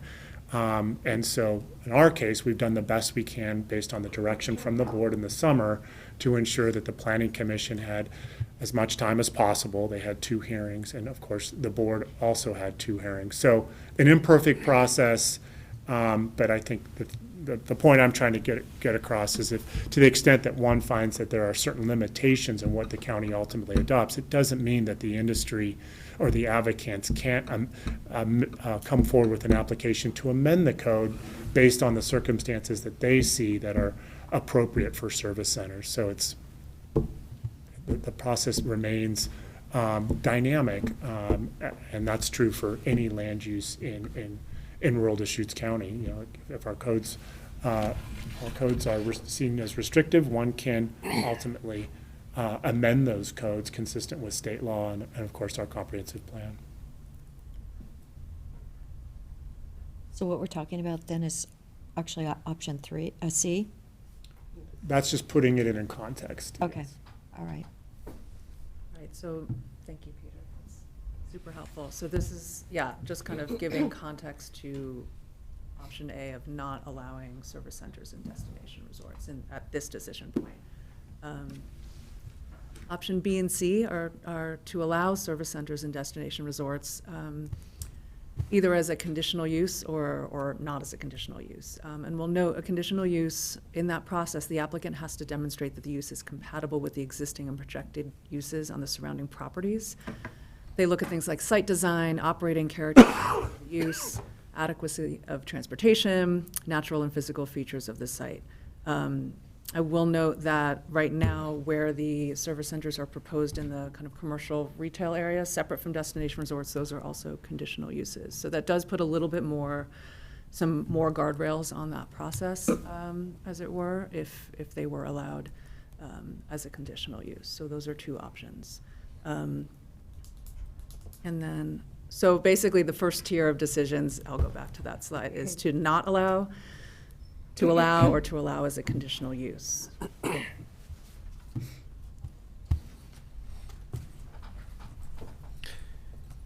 So get some information out here. I'm supportive of allowing it in the service centers and destination resorts. You know, the big picture here is this has been voted on twice. And during, you know, this last year when we did put it on the ballot, I wanted people to get engaged. We need people to understand this is the discussion. It's the community discussion. We got to vote on it this second time, and it was all about land use at that point in time. You know, when it comes to psilocybin specifically, I'm not here to advocate for recreational use. We're talking about managed, safe, and approved environment. So I'm not opposed to allowing in the destination resort areas. And when it comes to manufacturing, I'm envisioning a small, like a refrigerator-sized environment for growing it if it was in a co-located office. It's shocking for people that have, invested in for the residential opportunities at a destination resort. So it's going to be a rocky road in the future, but I'm just setting direction to where I'm at this point. So you're saying B, Mm-hmm. and I'm saying C. I'm gonna, it's pretty hard for me to weigh in on this item before we go to question 4. Because I'm trying to look at it at the 90,000 foot level. The voters of Deschutes County have said twice that they want access to psilocybin services across the county, both the urban voting precincts and the rural precincts. The commercial district and service center approach provides almost no opportunities for psilocybin service centers. So for me, the concern is the people have said they want access. Our initial proposal offered almost no access. Destination resorts is one way to expand access. And then the fourth question, EFU is another way to expand access. My preference would be, well, in the ideal world, I think I would support access in both of those types of settings. But if push comes to shove, my priority is going to be the EFU areas over the destination resorts, because I think that will provide more access to more people locally than destination resort opportunities. So I actually don't know how to weigh in on question 3 before we discuss question 4. Yeah, it's, that's understandable because they are related. Would it be helpful to temporarily table this one and go to item 4 and discuss it Sure. and then come back? And then we can also address the second tier of destination resort questions once that part gets determined. So. Okay, question number 4 is, should psilocybin service centers be prohibited as home occupations or as commercial activities in conjunction with farm use? Planning recommendation was to not prohibit these two paths, and I'll go into a little bit of explanation now. As staff has noted to the board and to the Planning Commission in the past, we received interpretation from DLCD, Department of Land Conservation and Development, in concert with the Department of Justice. They interpreted the statute as allowing services not as service centers, not as a standalone use on EFU land, but through these two potential paths. One is a commercial activity in conjunction with the farm use, and the other is a home occupation. These are already things that exist in code, and they would a service center would roll up into either one of these paths, and each one has their own criteria, their own processes, and certainly if there are specific questions about how those processes work, what the kind of guardrails and criteria are, we can answer those questions. So that was the DLCD interpretation. We've been kind of upholding that and going with that. We know that I believe Hood River has decided not to go with that interpretation, if I'm correct, right? Mm-hmm. And then we received testimony from Thousand Friends of Oregon, which is in the record, concerning both of these uses, and they recommended prohibition of both of these uses. And the testimony is provided at length in the record, but I've provided a brief summary here. Concerning home occupations, they noted the conflict between the need to use a dwelling and associated buildings for home occupation, but also there's the exclusion of the primary residence for service centers in the ORS that talks about psilocybin.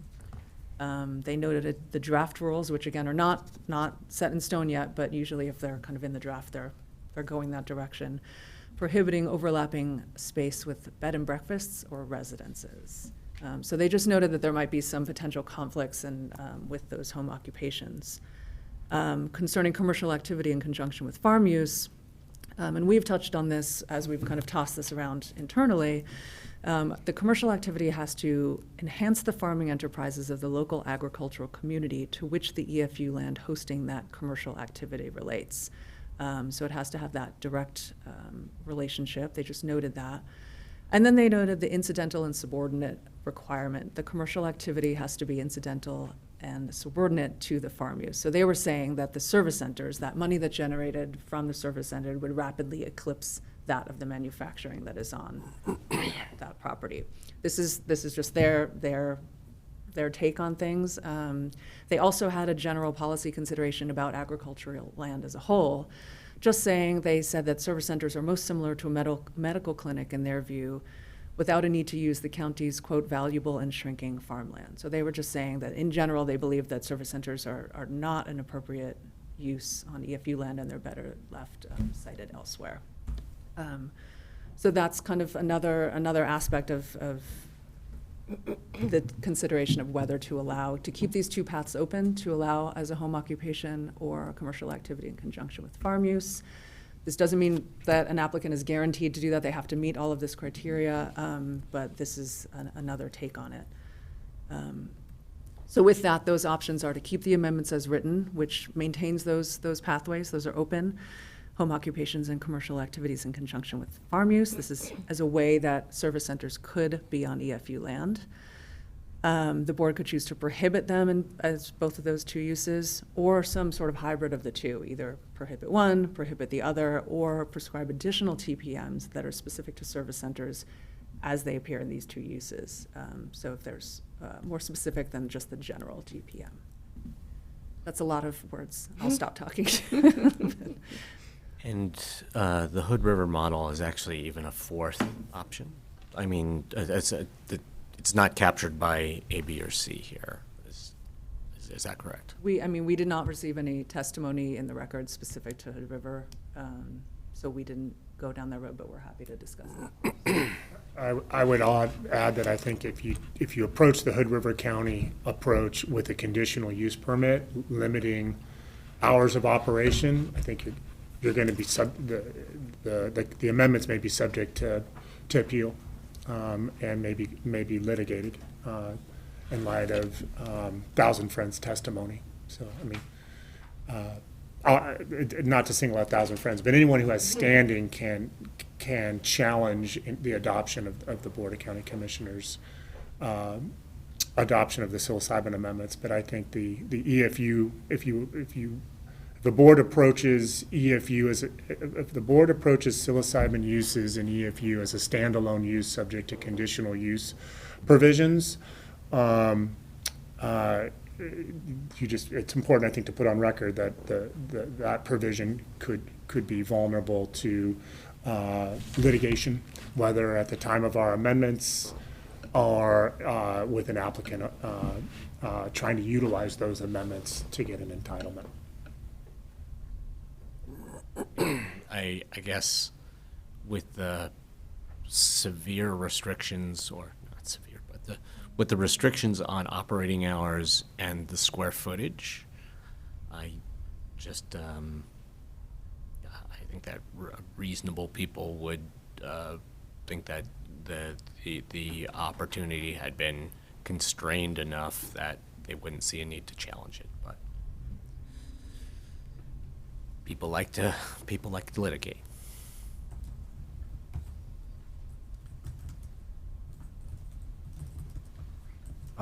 Once again, I support the amendments as proposed, supporting either home occupations or commercial activities as a possible path, because once again, there's still a lot of variables in there. And then when we talk about resource lands like this, we've got a lot of history, from rural wedding events to farm dinners and farm stands, and just trying to sell your pumpkins from your field at a farm stand. High desert land use is a lot different than the valley. When land use advocacy comes in and says we need to protect that high value farmland, the high desert is just a whole different world. And then in support of opportunities on private property, I just start to go right down that path.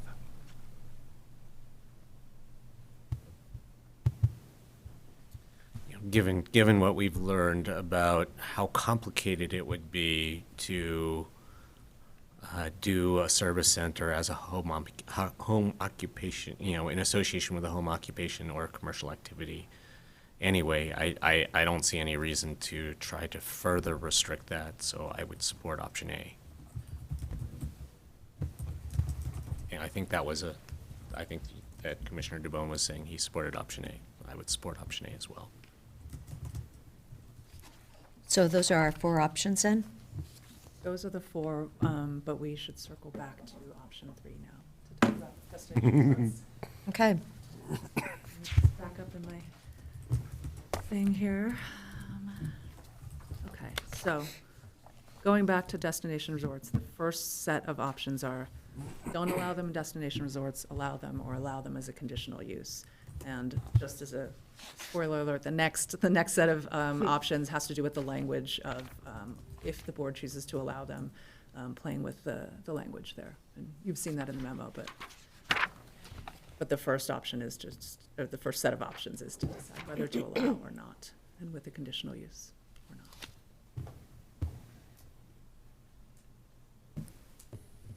I don't know if there are any questions specific to the conditional use aspect or not. So under option B, allowing them as opposed to allowing them as a conditional use. Under option B, how do the how does the debate between destination resort homeowners, in the residential portion of the destination resort, and the ownership of the commercial component, how do those issues get sorted out? I mean, if you pursued the conditional use scenario, like I know that we have a process for, the neighboring residential owners within the members of a destination resort to challenge and question and kind of, get assurances about certain things through the conditional use process. But if it's happening outside of a conditional use, our land use planning process, how does that work? How do they work it out inside a destination resort? I see Will Groves, our planning manager. Thank you, Will. So these would be, in either case, they'd be subject to site plan review. So there would be a land use application, and we'd be making sure that there was, for example, adequate parking, that the trash areas were screened, the sort of general things we do when anybody opens up a commercial site. The notion is that if it's allowed under option B, that the use is presumed to be compatible with surrounding uses. So, there's some question about specifically how you lay it out, but generally it's been assumed at that point that this is something that should go in the zone. So, for example, in a commercial zone, if you say, hey, this is someplace that allows banks and hair cutting salons and all that kind of stuff, they're assumed to all match at the outset. When you make something a conditional use, you're saying this might be okay in this area, but we want to have an extra safety check, and that comes from County Code 18-128-115, and it talks about the site being suitable with relationship to both the uses on the site itself and with surrounding uses. And those things are typically limited to things that have real impacts to off-site uses. So if you had if you were uncertain about what this use might look like, and that's one of the things that we've struggled with, you would have an opportunity to check for traffic, noise, odor, visual impacts. As described by the applicants for this, it seems like those things generally wouldn't be concerns, as as it's been represented by proponents of it. But it does provide both neighbors and ultimately the board, if appealed to the board, significant discretion to think about compatibility broadly under option C, whereas under option B, you're presuming that it's compatible and you're just making sure mostly the parking's right. But under option B, it doesn't mean that there's no mechanisms for member homeowners and the owner of the commercial component to work stuff out offline. I mean, it just means that they're not doing it in our through a conditional use process. I see your question. So certainly, these destination resorts have extensive CCNRs, and I'm not sure how each of them operate and to what extent the homeowners have control or effectively veto power over uses that might happen in the commercial center. Given that these are set up by the resorts generally, I would imagine that that's not happening at a homeowner level, but it would probably be down to per resort, per their CCNRs, what their internal management process is for that. but presumably they have some structure that determines, you know, how commercial uses are allowed or not allowed per resort in the CCNRs.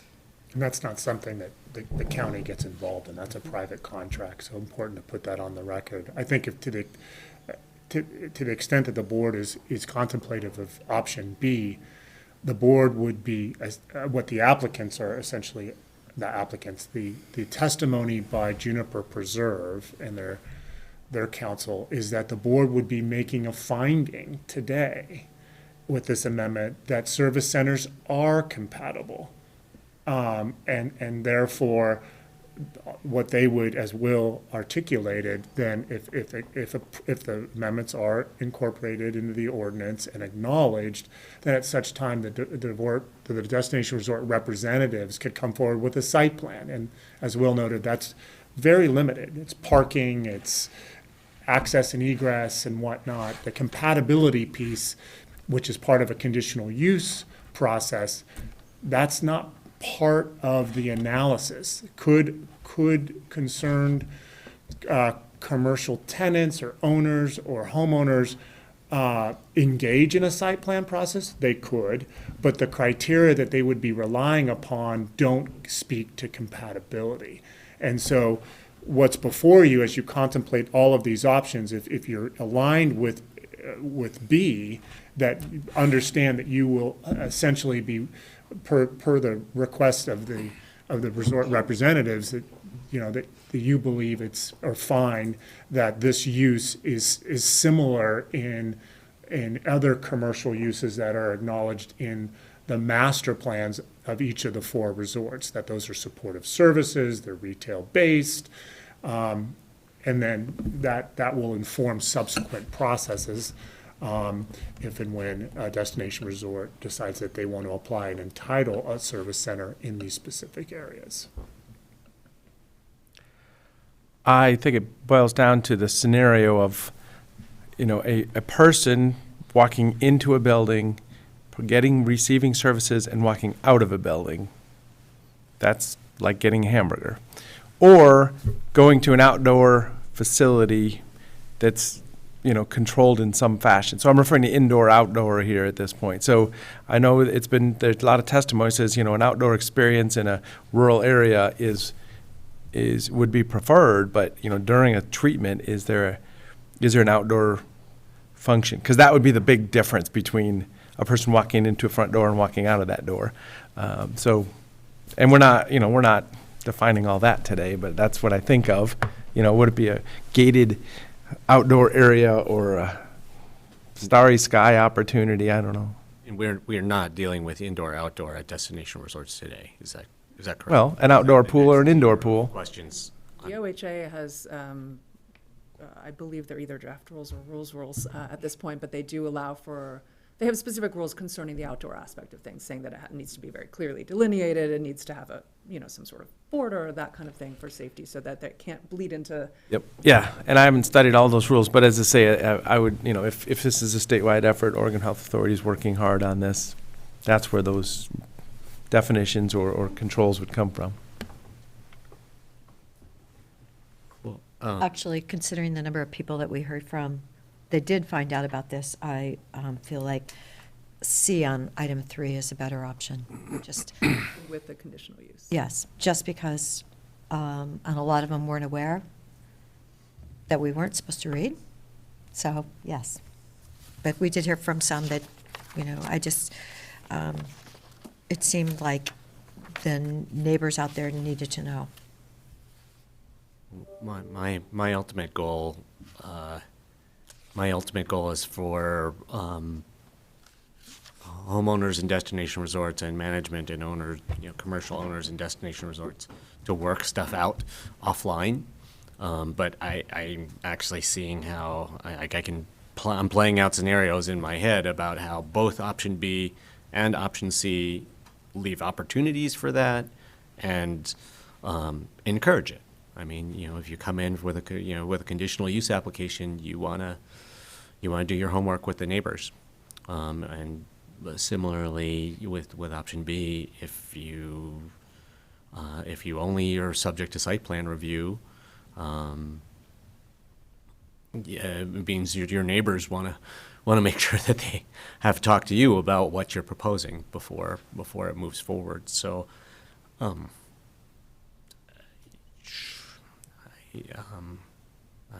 could go either way on this question. Yeah, maybe I would lean towards B. And I mean, will the next tier of questions kind of potentially change the way we think about B or C here? Probably not. I mean, it's more the specific rules of the determination of how it's, well, we can just go to it and then come back again if that is. Well, so today's deliberations trying to finalize a package that, and we know that if it isn't a unanimous emergency adoption by unanimous vote, it kind of goes off the rail at this point, so. And we could see this coming for a while, maybe. We didn't know where it was going to go. If it's not adopted by emergency, then there will be, it does take 90 days to become effective. So for whenever that second reading is, it has to be at least 14 days after the first reading. So if that, depending on how the board's schedule shakes out, we're looking at March or something like that. So there will be if it's non-emergency, there will be a period where there are not yet TPM in place.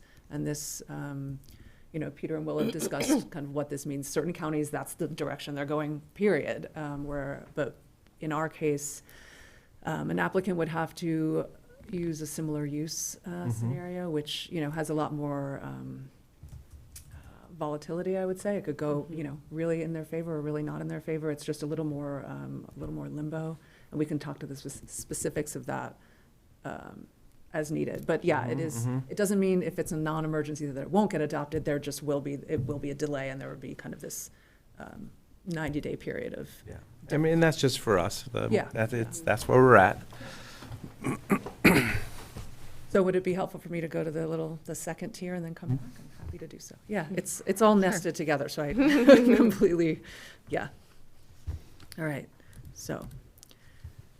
The second tier here, if the board decides to allow service centers and destination resorts, options B or C, which it seems like this is the direction. I'll note that we received a couple of batches of testimony from Ms. Selko and the Emerge Law Group, who represents Juniper Preserve, suggesting that the service center would not be subject to a master plan modification if the service center is proposed in any area approved for, and this is their words, a spa, physical fitness center, or other use deemed by the planning director to enhance a person's wellness. So in other words, the onus would be on the planning director, this guy, to determine if that service center is compatible and is a wellness use.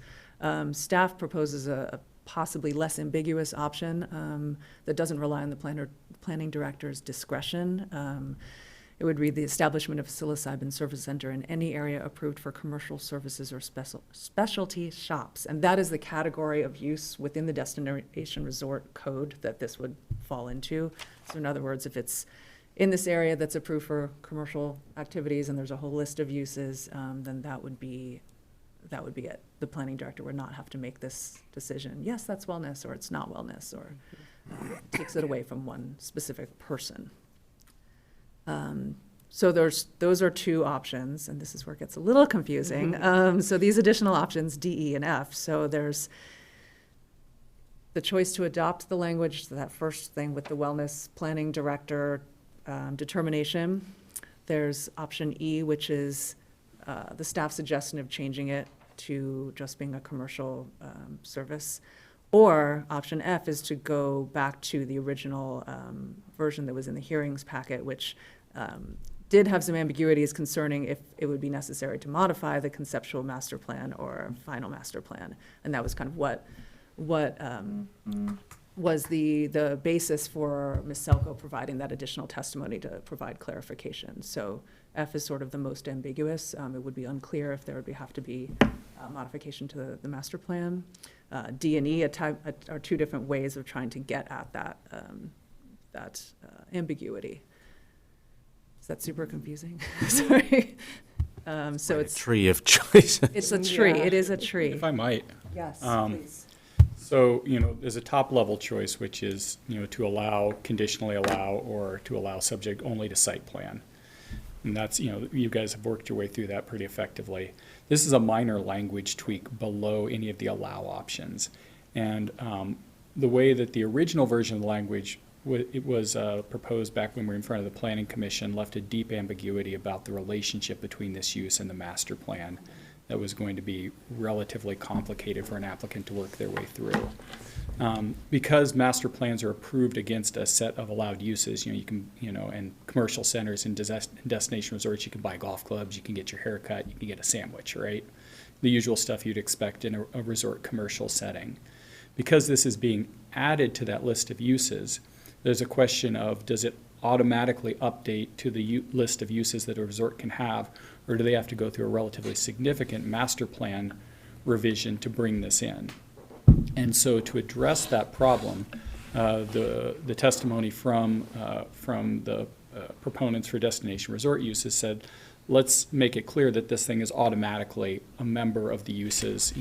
It's like the other uses in the commercial center, and you don't have to go back to the master plan. So areas that are currently allowed for getting your hair cut or buying some golf clubs or getting a sandwich, that's now also a place where psilocybin service centers could go without having to open up the whole destination resort main book. We thought that seems like, to the extent the board want to entertain it, that seems like a reasonable approach. We had a minor language tweak, which was that said anywhere that's currently designated for that type of use is an acceptable place for a psilocybin service center.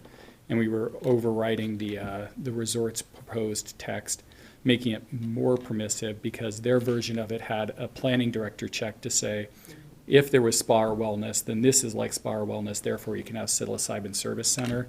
It produced kind of a confusing ambiguity.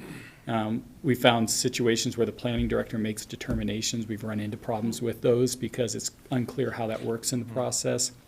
So the staff recommended change to that, tidies up the language in a way that we think it makes it more clear and roughly the same level of permissiveness, maybe slightly more permissive under the staff version of it. But more clear. Mm-hmm. Thank you, Will. Sorry, I don't know if that helped at all. Stephanie Marshall, Assistant Legal Counsel. I thought I'd weigh in also how this relates to the discussion that we were just having of site plan review or conditional use permit review. It sounds like the board is like, yeah, we don't need to go through like, is this compatible? So this is kind of, again, kind of falling into that site plan review type of, it's a permissible use as long as you get that site plan and you go through and you have parking, landscaping, entrance, exit, that kind of a thing. So if we're looking at essentially avoiding the uncertainty that would be under option F here, to be consistent, I guess, is what I'm saying is, if you're not going to have them go through and modify the approved master plan to essentially go through that exercise once more of consistency and whatnot. They're absolutely separate inquiries, but they're also related to that idea of whether you're looking at making a case. If the applicant, destination resort, is looking to make the case of compatibility and to what degree we're going to ask them to do that. So maybe that makes it a little bit more clear. Absolutely affects my choice between B and C. So, even though I agree that they're separate processes. Right, they are absolutely separate processes. They're separate inquiries, but they are related in what the overall ask is, or the overall consideration is. Yeah, level of scrutiny, thank you.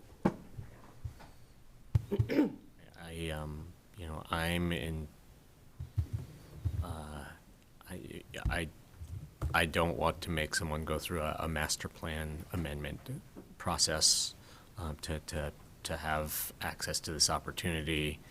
And my leaning would be towards the staff recommended language.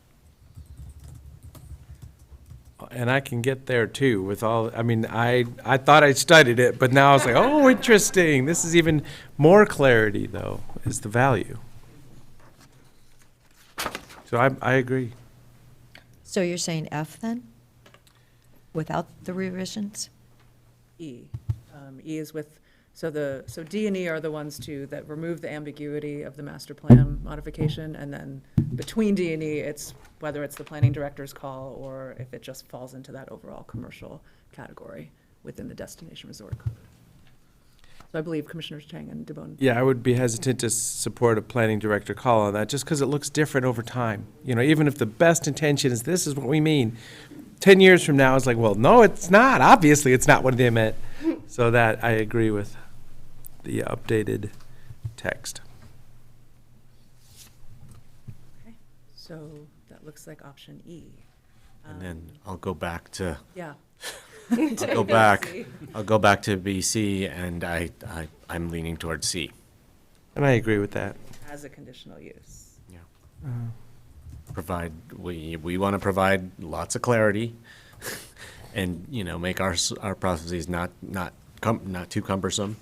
You know, that's the E choice. And then, you know, C does invite that process. I mean, it encourages that process of applicants working stuff out with their neighbors before they come in with their application.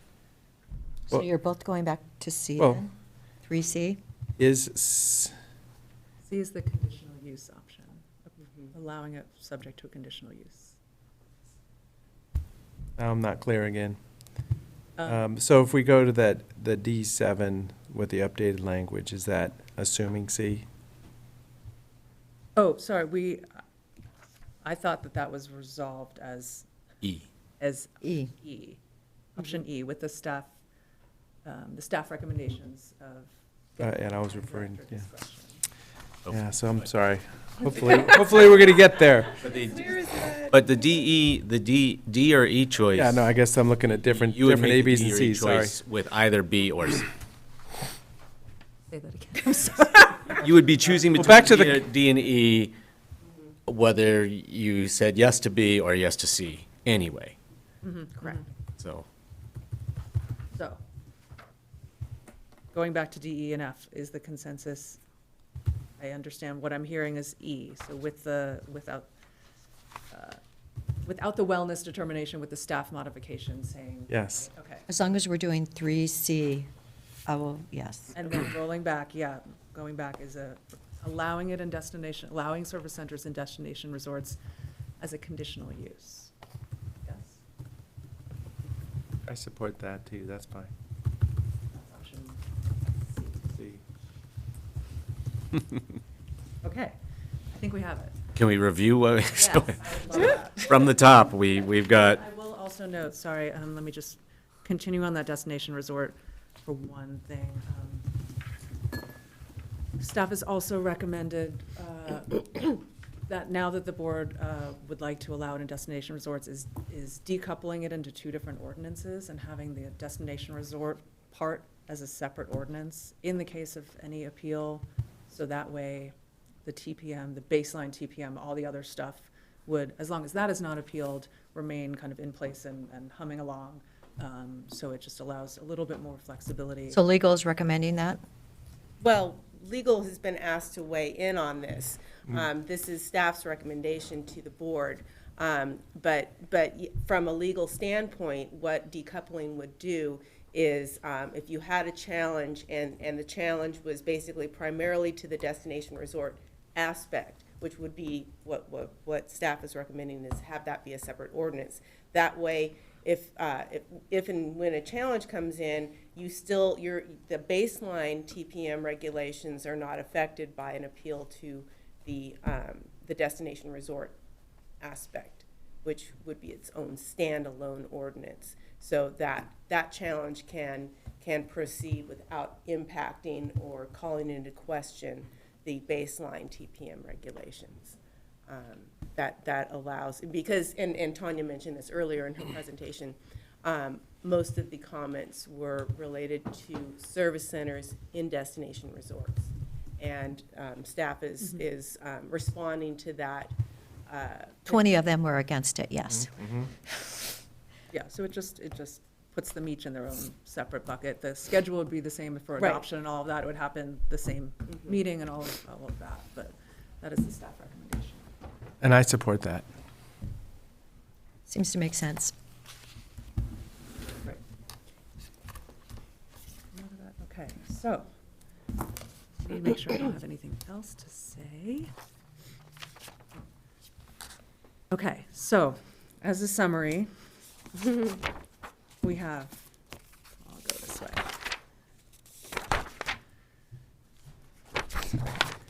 All right, question number one, the hours. The hours will match OHA hours, 6 a.m. to 11:59. This is of service centers, excuse me. That's item number one. Item number two, concerning manufacturing in the forest, uphold the Planning Commission recommendation to allow manufacturing in the F1 and F2 zones. 3, destination resorts, allow service centers in destination resorts as a conditional use. That was option C. Which is going to go to his own separate. This will be, now we're on ordinance Yeah. number 2022-015. Then we will choose option E, adopting languages, the language in Deschutes County Code 18113-030D7 to modify the wellness determination that was suggested in the Emerge Law Group testimony to the staff recommendation of being in that commercial area of the destination resort. Item number 4, should psilocybin service centers be prohibited as home occupations of commercial activities? No, it should not be prohibited. It will be, we will continue to keep those doors open. They aren't specific, there's not specific language in code saying this is allowed, I don't think, but it will be allowed. It will not be prohibited as home occupations and commercial activities in conjunction with farm use. That sound right? Mm-hmm. Okay. I think you've got it. Good, good. Thank you. Thanks for bearing with me. I know there's a lot of branches.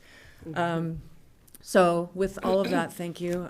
Staff will compile these options in a few minutes, and we'll go back. We plan to return to the board on Monday, December 19th, with 2 ordinances reflecting all of these changes, the findings and code chapters to reflect all of this.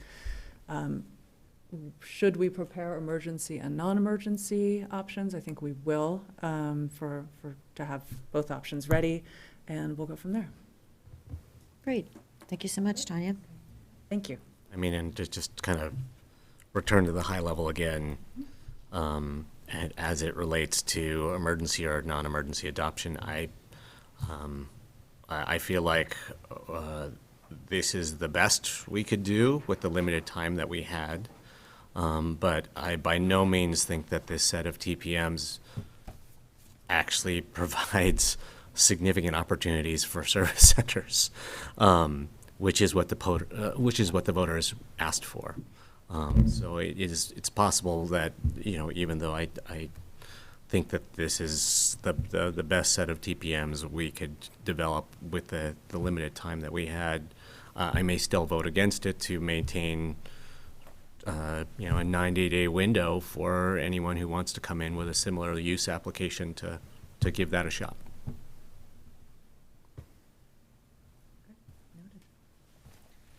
Great. Thank you.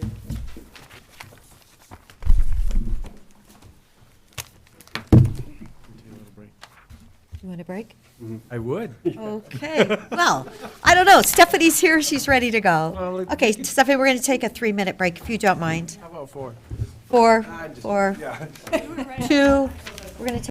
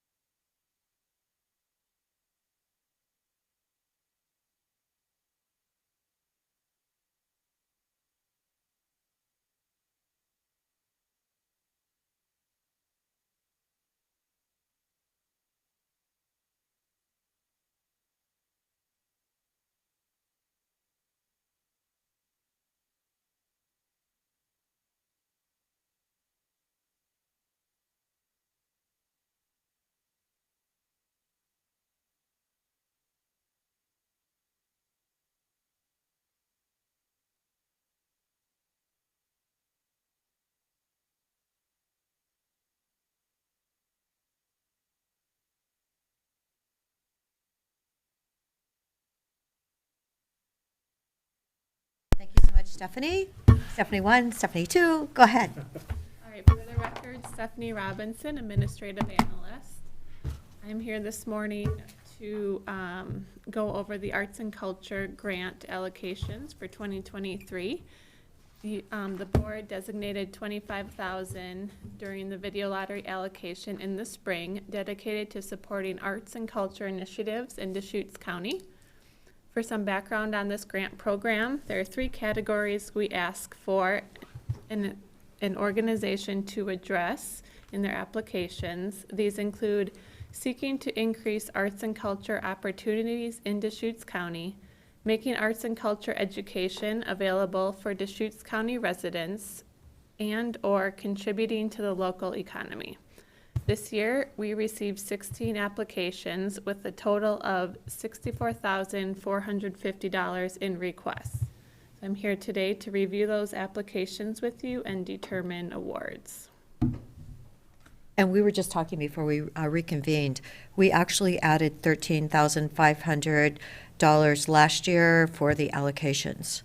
So that's why it might look like a little bit more in the 22 column. Yeah. So, and Stephanie just said that our allocation, our lottery projection is to be at 1.1 million at the end of the year. So I didn't know if you wanted to. Reserve? Right, uh-huh. I thought it might be important to talk about that right now before we get into it. No, I mean, this is a massive amount of requests from great organizations, and trying to meet some of that, that request with just $25,000 is lousy position to be in. It seemed like 5 was the, yeah, a lot of people. That's the. That was the maximum, right? Yeah. So, yeah.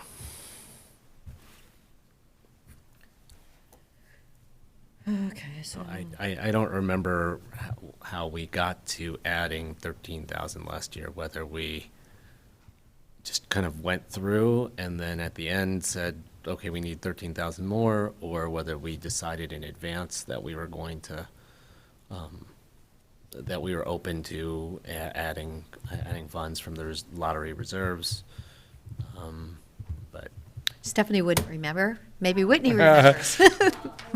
Oh, good, she There you watched. go. Watched the video from last year. Awesome. And you went through and just kind of saw what it came out to at the end. So went through each one, and then it ended up being 13,500 over. Okay. but we indicated at the beginning that we were open. Yes. Okay. So, It would, to fund everybody in full, it would take 39,450, so another additional on top of the 25,000. Okay, so you want to go through each one then? Sure. Thank you. The first request is from Beat Children's Theater. They're requesting $5,000. Funding would support general program operations related to theater productions, including in-school educational outreach in 11 Title I schools in the Ben Lapine and Redmond school districts. These costs may include royalties, scripts, printing, staff support, props, sets, makeup, and promotion. Beat offers various in-school theater programming and theater camps to support artistic options for students. Programs include student cultural performances, before and after show workshops, and mini residencies.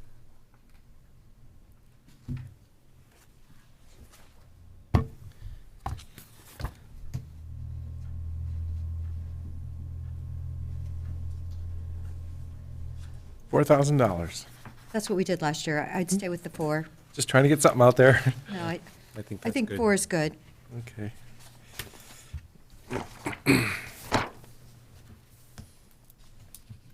The next application is from Bend Film. They're requesting $5,000. Funding will be used to support the creation and distribution of marketing and outreach materials such as press releases, digital media, and print publications for the 2023 Out in Focus Film Festival. This event is being coordinated in partnership with Out Central Oregon and the Tower Theater. In its first year, the Out in Focus Film Festival will attract a local and regional audience to explore DEI issues through programming and dialogue. This festival plans to screen up to 2 films per day and expects 1,500 festival attendees. Now, there's also a request from Out Central Oregon here for the same amount, and they are separate requests. It's not 2 groups that are asking for the same thing, but we recorded them as 2 separate requests. So they sent in 2 applications. The 2 organizations are working together to produce this event. Ben Film emphasized that their grant would be spent more on marketing and promotion of the event, and then Out Central Oregon is spending the money more on getting the rights to the films and the showing the films, venue costs. So, I mean, it seems like a political statement to be pushing some of this stuff is something I struggle with. I mean, arts and culture, and we're going to do an LGBTQ plus push, and I just really struggle with that. I just wanted to lay that out there a little bit. Is this arts and culture? And I mean, I'm hesitant to support that theme. I mean, I want arts and culture to be welcoming everybody, and it just turns a corner at some point when you're trying to put something out there. I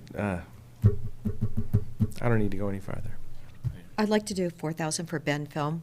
That's what we did in 19. I mean, we gave him 3,000 last year. That's still for marketing.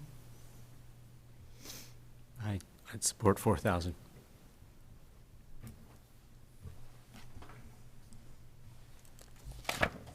And I guess I'd also say that, you know, arts and culture is really,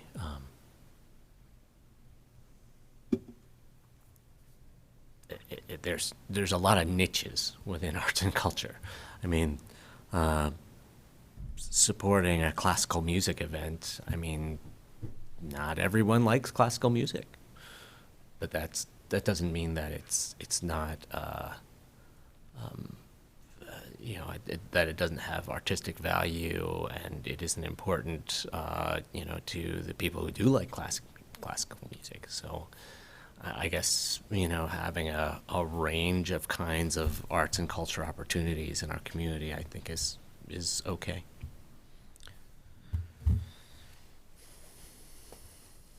The next application is from Cascade School of Music. They're requesting $3,000. Funding will be used to offer a free community concert, the Cascade School of Music 20th Anniversary May celebration. Students who participate in outreach programs, such as their after-school orchestra, will showcase their artistic talents at the Tower Theater. This organization strives to make music as accessible as possible to those who simply do not have the opportunity otherwise, which contributes to the overall health and well-being of our working community. I'm supportive of this ask. 3,000? Yes. Yeah. All right. The next application is from Central Oregon Center for the Arts. They're requesting $5,000. Funding will be used to cover some of the costs of a grant and project writer, one of the supporting processes that was highlighted in their recent discovery study, of which the county funded $7,000 of in previous grant awards. Other infrastructure needs that came out of the study included a donor database software, fundraising plan, business plan development, and a website update. So this is for the grants position, correct? Yeah, so I'm not supportive of this. I mean, I want to see the Arts Center, but hiring somebody to ask somebody else to get more money is not an invest. I mean, just with the resources that we're talking about here, I'm hesitant to support this.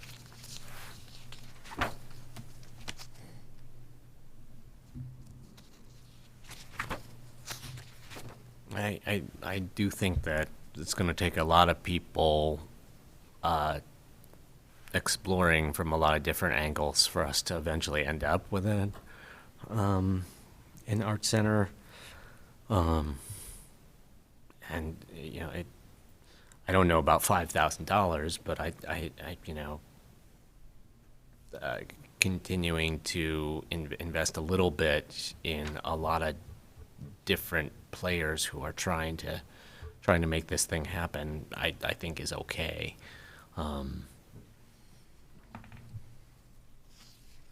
But yeah, I wouldn't support the 5,000 level. You know, the 2,000 level from last year, I mean, that seems reasonable.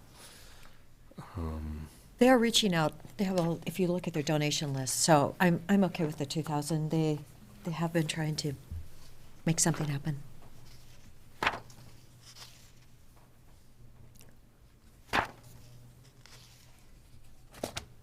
right. The next application is from Central Oregon Community College Foundation. They're requesting $3,000 to support a Nancy R. Chandler Lecture Series event in May featuring food justice activist and James Beard award-winning author Bryant Terry. Terry will lead an interactive discussion on how the food we eat directly affects issues such as poverty, sustainability, and cultural racism. Funds will be put towards Terry's speaking fee. In addition to the lecture, COCC is planning smaller secondary events with culinary students and social justice groups, as well as a book signing. Once again, I'm kind of triggered with the social justice and the justice activist terms in here. I don't understand how this fits in. I mean, let's celebrate different, you know, cultures, smells, food history, and all that. But when you add the justice activist in there, I just don't even understand it. It does say James Beard, though. That makes me really hungry. Yeah, it's almost lunchtime. No, I'm like going, well. But it's just got that political tone to it again. I mean, as soon as we get started, it's like, oh, we're going to do this. I'm just letting you know, that's where I'm at. Well, I mean, you know, one of the ways to think about this is you've expressed real concern about the economic opportunities for people who are trying to ranch, for example, and you know how a lack of meat processing, you know, that's not like highly centralized, really results in producers getting the shaft economically. I mean, that's those are some of the kinds of issues that a lecture like this could address. So, and if it was written, I'm just saying how it's written up for myself. How to eat more meat, local meat production, done, let's go. So that's, but that's a political preference also. Healthy protein sources created in Central Oregon. Yeah, no, but it's a political preference. I'm in line with it, but we just need to acknowledge that No, you don't need to. I just shared my thoughts. Okay. It's interesting because Mrs. Russell is on the board. Mm-hmm. There's several people. For me, it's tricky because I think about arts and culture, and then I think about food, and for me, on any given evening, the two things are distinct from each other.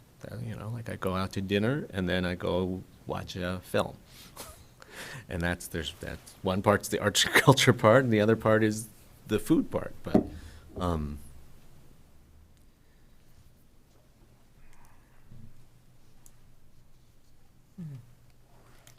Okay, why don't we come back to that one? The next request is from the Central Oregon Community College Foundation, also from their Community Education Department, requesting $3,000 to support a professional track for Deschutes County first responders as a part of their existing Spanish language and culture immersion program. First responders would participate in the week-long cultural immersion program in June and also receive 10 hours of Spanish language training specific to their field. Funds would be used to provide a stipend to tuition for Deschutes County first responders enrolling in the program and also provide class materials. I'm fine with that. The proposed amount of $3,000, you're saying? Yeah. I'm supportive also. Support that.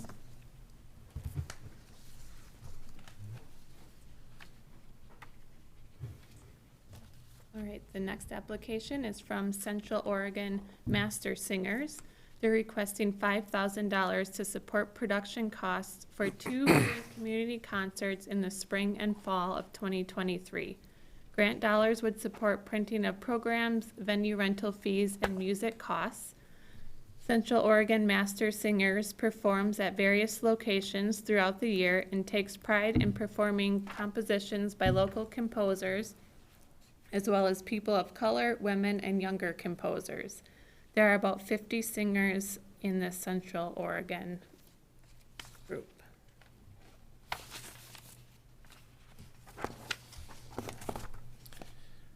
It's kind of maybe a big ask that I would support in some fashion, is my point. This is one of those, like a free concert series. I'm just thinking, me personally, I would love to be at this free concert, but usually my schedule is such that it's only hit or miss that I might even be able to make one of these. But I'm supportive of some amount here. I don't know if anybody Maybe has ideas. I know, since it is their first ask, but it's such a positive thing. Mhm. We need more singing in our world. Maybe the 3,000? I don't know. I'd support 3,000. We definitely need some more songs, laughter. Next application is from Central Oregon Writers Guild. They're requesting $2,200 to be used towards securing 4 professional writers that will facilitate 2023 writing workshops for Central Oregon writers. The Visiting Writer Program seeks to expand the education and learning of members and potentially draw new members. The target population is writers high school age and older. Each workshop has 15 to 20 participants for a total of 75 to 100 annually. Last year, these workshops all sold out. That's great. I'd support the full amount for that. So would I.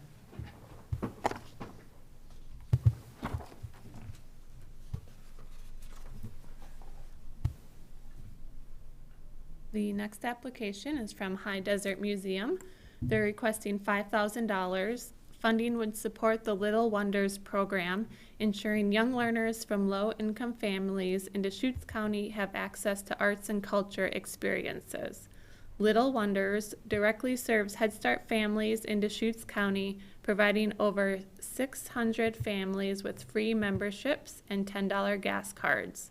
They host family night events and estimate that about 100 of these families will make repeat visits to the museum.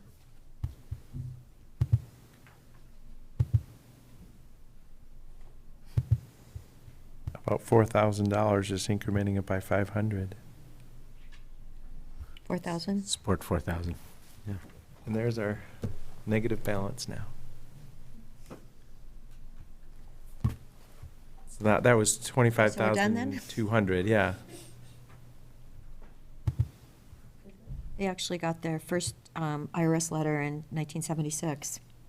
The High Desert did. Mm-hmm.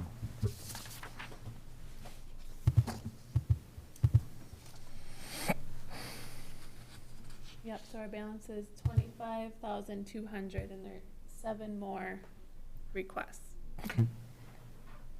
The next application is from Out Central Oregon. This is the same event we talked about previously. Funding for this organization would support film licensing fees and venue rental for the 2023 Out in Focus Film Festival. They're requesting $5,000 also. Films will vary in topic and subject matter to enhance attendee experience. Filmmakers will also host important Q&A discussion on each film's topic.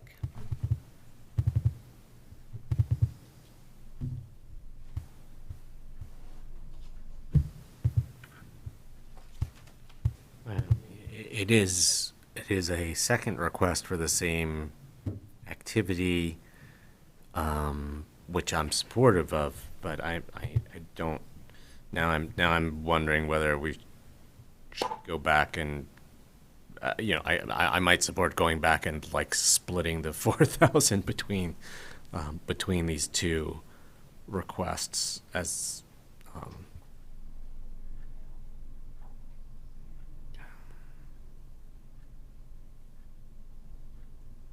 because, asking for $10,000 for this one festival, I think is way too much. Yeah. I am supportive, but I'm happy just to leave the 4 in the band film for now, and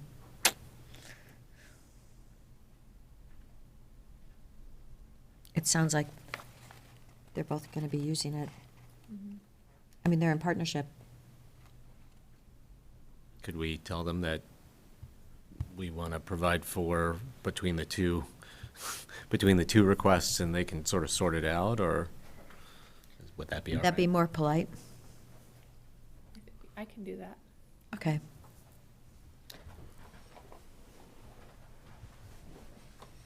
So 2 and 2? Or they can figure it out.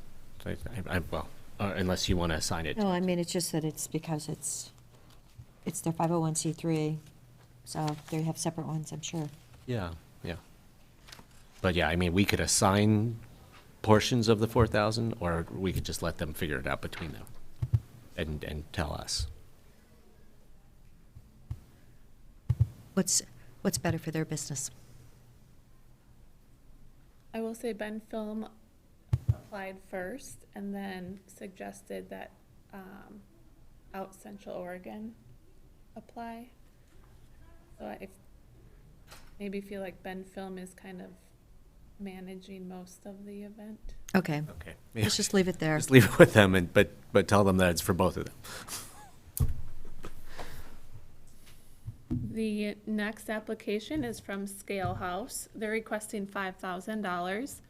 Funding will be used to support 5 exhibitions in the Scale House Gallery.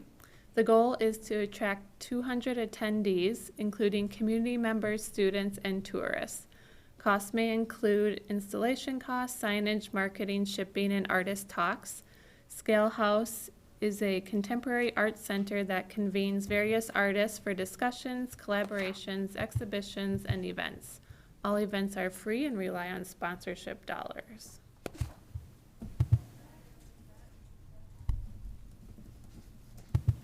I think that $2,000 is the magic number for me at this point, so I really support, getting the displays rotated and getting different artists in, and I've just been in there once or twice. Yeah, I think we could leave it at 2. I would love to see it bump up a little bit, but we don't go all the way to 5, but.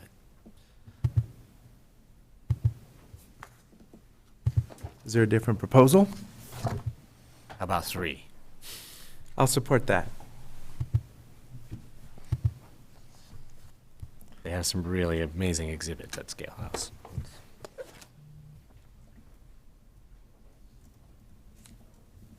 The next application is from Sun River Music Festival. They're requesting $3,000 to bring a top quality pianist and music educator to Central Oregon for the annual piano showcase. This event offers both performances and educational workshops, as well as an educational performance in a South Deschutes County school prior to the event. The event will attract music lovers of all ages, both locals and visitors. Sun River Music Festival expects 250 concert goers for this evening concert.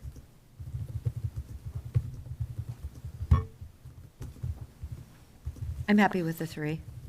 I'll support that also.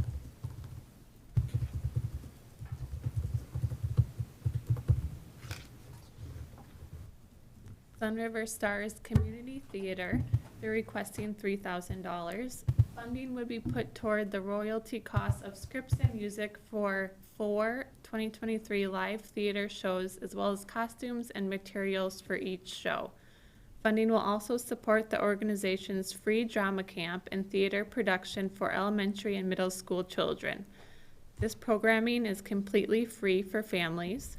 Sun River Stars provides a hands-on learning experience and opportunity to participate in live theater and stagecraft for all interested adults and children.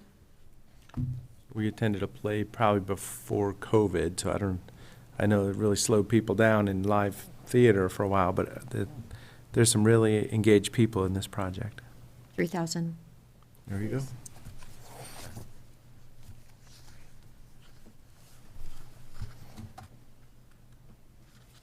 Okay, the next application is from Three Sisters Historical Society. They're requesting $2,250 to support the use of technology to preserve and catalog photographs, add oral histories and videos, and offer interactive exhibits, all expanding the museum's outreach. Some projects include creating an organized online collection of historic photographs for web-based content and a digital and interactive story map of Sisters history. Grant funds would be spent on software and technology equipment to do these projects. This organization began in 2017 and has spent the last 2 years focused on the museum and developing exhibits about local history. I'm supportive. I'm sure it'll make a difference for them, the 2250.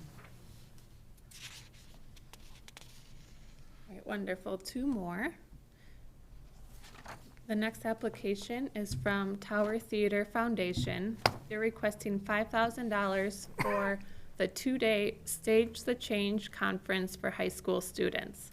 This program teaches students how to be an advocate for social justice cases and using performing arts as a platform to raise their own voices. Conference registration fees are only $20, so students from all socioeconomic backgrounds across the Pacific Northwest can participate. The goal is to have 250 participants in 2023.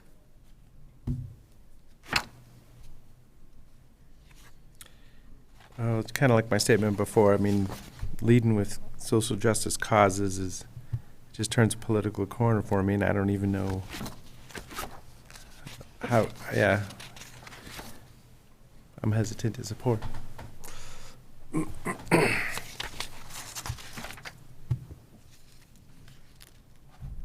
This is a really important population, high school kids, and the Tower Theater is a really important cultural institution in our community. I would suggest 4,000 for this project.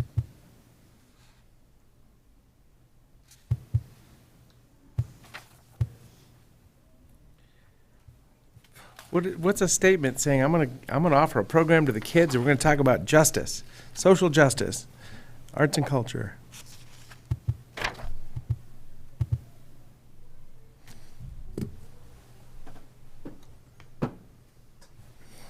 So yeah, I'm not supportive. I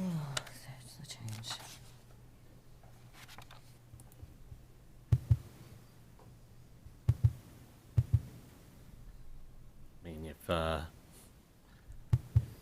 you want to unpack what you don't like about social justice, I might help to understand your perspective a little more, but. Well, it's just a high-level statement. I mean, anybody, anywhere could find something you don't like. So are we just creating, are we going to invest in people that want to be upset?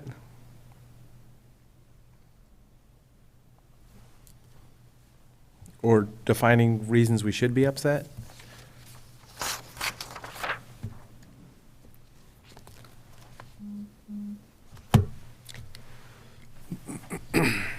Could we come back to that one? Okay, the next request is from Young Audiences. They're requesting $5,000 to support contracts with teaching artists who go into classrooms to facilitate arts education and learning experiences. Oftentimes, Young Audiences programs may be the only art services offering that some students receive in a year.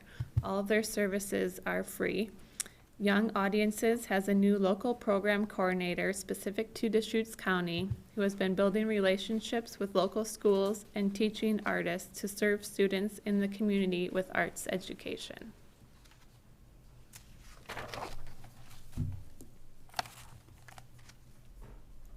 So if I'm remembering correctly, we did not fund this one last year because there was, it wasn't really clear how locally led of an effort this was.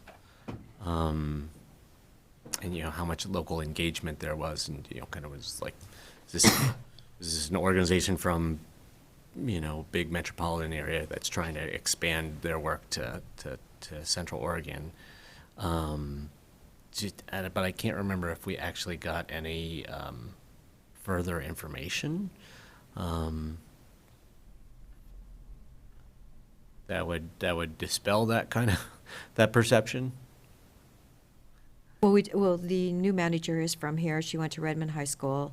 Okay. So they have actually engaged locally, because I believe they Maybe- hadn't before, and we were. Maybe I'm not remembering correctly. The organization, She was hired in '21. and they've previously kind of been, like you said, in more metro areas in Oregon and Washington. Okay, so I am remembering correctly, but they've changed, they fixed it by you know, demonstrating a commitment to local programming.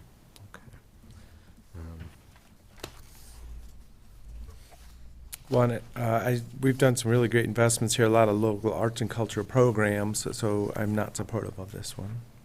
And as I say, if there's a relationship to be made, that's fine, I can do that in the future, but I don't have that at this time. It's for kids, and I would do 4,000. If someone else would join me. It's, you know, our kids have been so shortchanged. There's, you know, their programs go from puppetry, songwriting, sculpture, dance, drumming. It just seems like kids need more things to be happy about. I'm supportive of something. I mean, as a new grantee, maybe 3 would. Sure, 3's better than 0. And it's for kids. Yeah, it is for kids.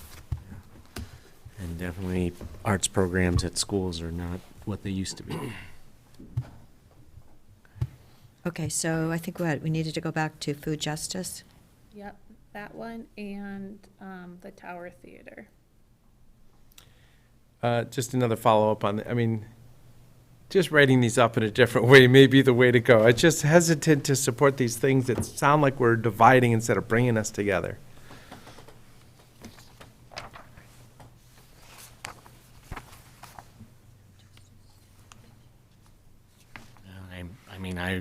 In my mind, when you say social justice, I think about people like Mother Teresa and Martin Luther King, who were working for social justice, and I don't think of that as divisive myself, but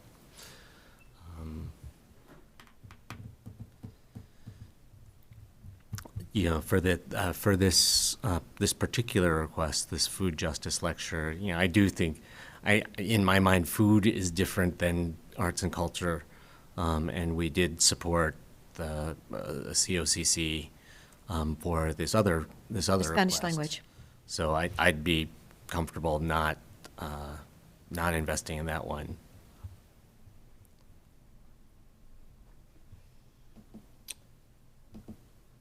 Okay. But I could also be persuaded if Commissioner Dare is No, I'm trying to go. if you're warm on this one, then Well, food is culture. he is James Beard Award winning. So he has an amazing, title. He's got amazing credentials. So I would do 1,500, and maybe they'll have to find another way to come up with the other 1,500. About 1,000. 1,000. Okay, that 1,000's fine. I just think because he definitely, to get a James Beard, I mean, I buy those cookbooks. So then we need to look at the Tower Theater. Are there any other programs that we've done that are at the Tower Theater on here, Stephanie? There's two past years of grants. Yep, 2 past years of arts and culture grants. One of the And we did a lot of discretionary grants. Cascade School of Music 20th anniversary May celebration is being held at the Tower Theater. That's what I was thinking. Tower Theater is also one of the 3 partners in the 2023 Out in Focus Film Festival, but they didn't apply for that in this application. Okay. Yeah, I'm supporting events that are going to happen at the Tower Theater is not the same as supporting the programming that the theater is leading. All it means is that the Tower Theater is a really central cultural venue for our community. Well, and I was there for, not in my backyard, I think it is.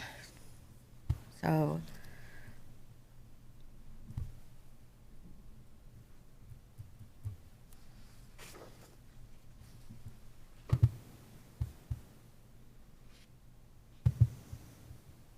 About 3,000.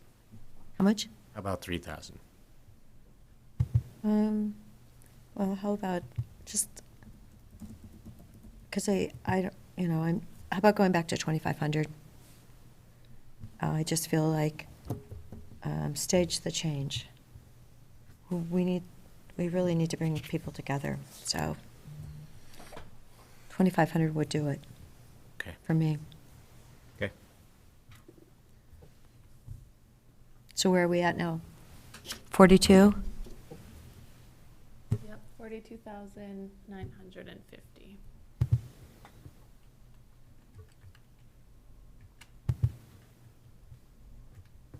So just a little bit more than last year, 17,950 that we'd have to move over?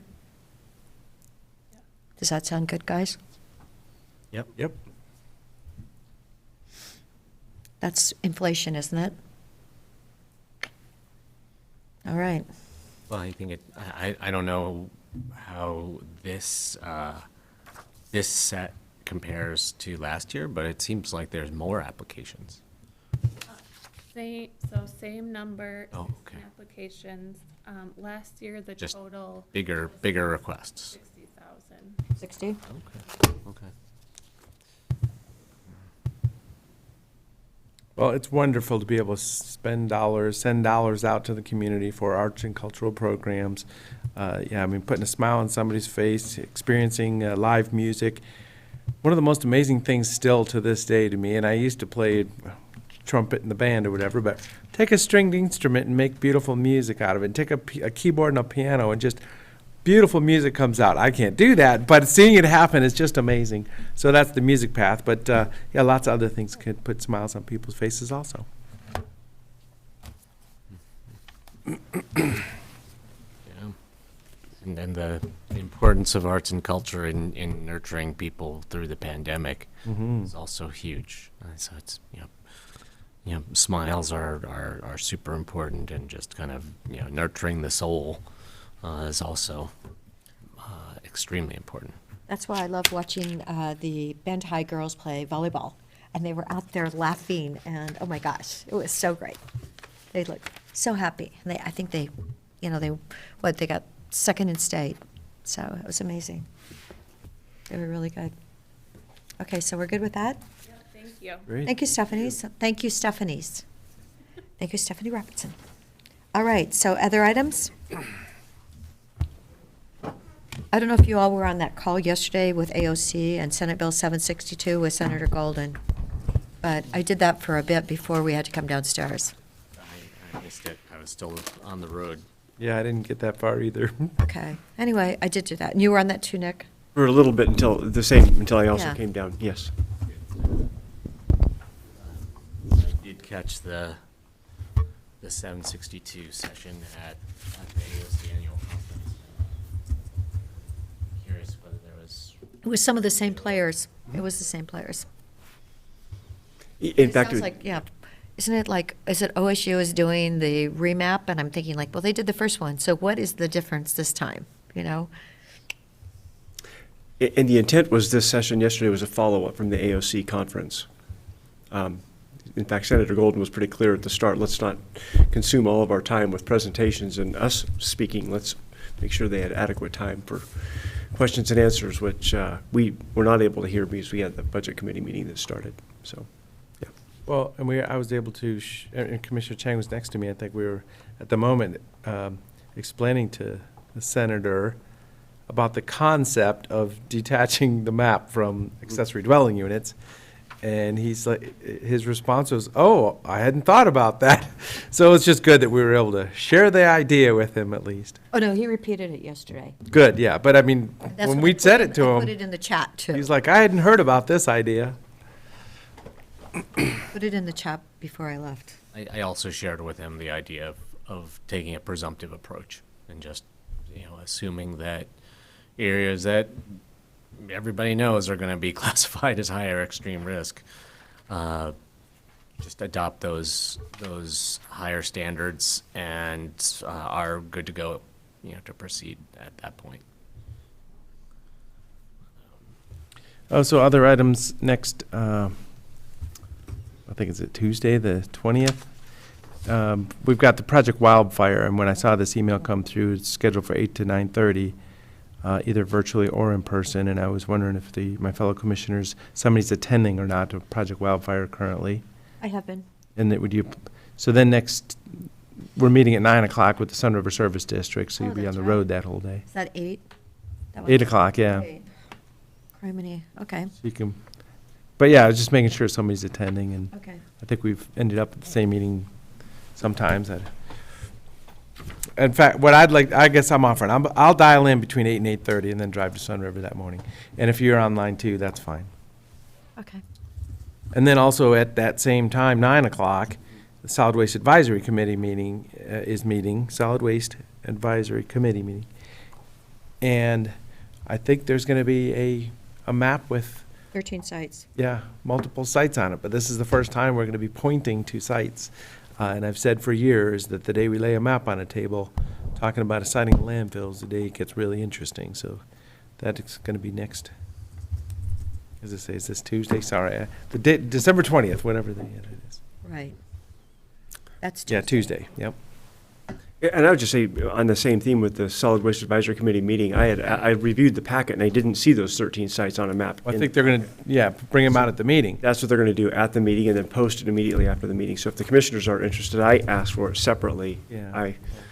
You did just send out something else, though, I thought. I thought I saw that everybody that's on that map has been contacted. Yes. And then he had personal people that he knew that he had to contact and let them know, so, Yes. yeah. And perhaps he's shared the same map with the full board, right? So I think we also got correspondence, we probably all got it from the BLM, Bureau of Land Management, about their review process for the City of Redmond's disposal wastewater facility. So it's just kind of a little packet we received in the mail, and it has the map. So this is their action of really reviewing that. Have you received this? Yeah, just making sure. Yes. Okay. Will this be the first Project Wildfire meeting for Keith? Yeah. And Corinne? Yeah, Kevin Moriarty, our new county forester, and Corinne. Yeah, we got to make some relationships there. Yes. So this will be their first Project Wildfire meeting. It will be. We've had a nice coordination meeting, including Eric Kropp and Joe Stutler, and I'm not remembering the person at the road department that helps with our weed management, so we've been coordinating and making sure everybody knows each other and building those relationships. So, and it was important that we have this meeting just to get everybody together, and keep our project going forward, because as we know, our fire year, not our fire season, is never ending, so. Yes, for sure. I got some branch piles under snow now, so I'll go dig them out and burn them sometime this winter. Oh, my neighbor's already burning his this week. Oh my gosh. So- Good week. And I have a couple of additional items when you're Oh, ready. I did, the safe parking program is being held up a bit because of an insurance issue. And so I did talk to Rick Russell the other day, and then I talked to Chris, and he was gonna talk, I believe, talk to Randy, the fleet manager, if we had an old car that we could donate for that program. I know we had a couple cars that we were in the process of, sending out to, other uses. So, in order to get that program going, we may need to donate an old car so that they can drive in a car that's the program's car. Because the way it is now, is it Sierra that runs the, is the behavioral health person that runs it? She drives her own car and the insurance won't cover. So anyhow, trying to just get it going. It's, it's December. So hopefully I'll hear back something good, right? So if it was a county vehicle that. Well, we could donate. Remember, the sheriff's office just donated one to a 501c3. So A disposal vehicle Yeah, would be so I was trying to find one that they could use, because it would just be driving like in Redmond. It wouldn't be driving very far for that program. Yeah. They just need to show up in not a personal vehicle. Well, it has to be a vehicle that their policy can insure per our requirements for our insurance. So they were running into a real roadblock. They couldn't find insurance that was going to cover that part of the automobile. I know, and they've been working on it for a couple of weeks, and Ron, who's on our board, I ran into him a couple of weeks ago, and he said, "Oh my gosh, Patty, I'd never heard of that kind of a requirement." So I know this is a issue, and just trying to help them, so. And I followed up with Chris, and he's, of course, happy to continue coordinate on a solution. The only challenge we have with a couple of the vehicles right now is that it's taking so long to get the replacement vehicles, just given all the supply chain, that they may very well be available, but it may take a couple more months. So they're coordinating and hoping that we can get those replacement vehicles in soon. Great. Yeah. Well, let's see, who do I know that just bought a vehicle? Yeah. No, one of my neighbors just bought one, and he took whatever, almost had to buy a Canadian Kia, and it ended up, if you buy a Canadian Kia, it has no warranty rights in America. So he ended up having to turn that one back. So, all right, Nick, you have some items? The two items I have, Commissioners, we received a request from Envision Bend for an additional $25,000 to support the project. The board received a letter from Envision Bend Executive Director Laura Fritz. I can provide a summary of any of the information that you wish, but otherwise, just to get your any initial thoughts, or if you'd like for them to come back, or if you would like to decide either way on that as a full board. Can you remind us the earlier contribution? How much was that? $25,000. They had initially asked for $50,000. The board committed $25,000, and so they're requesting an additional $25,000. And we had actually, if I remember correctly, we specifically said, let's see how you do with your other requests as well. And they have, since that time, they did manage to secure more from the city of Bend, and so kind of. If our concern was, our other funders committed to this, that addresses that concern and demonstrates that there are other funders who are committed to this.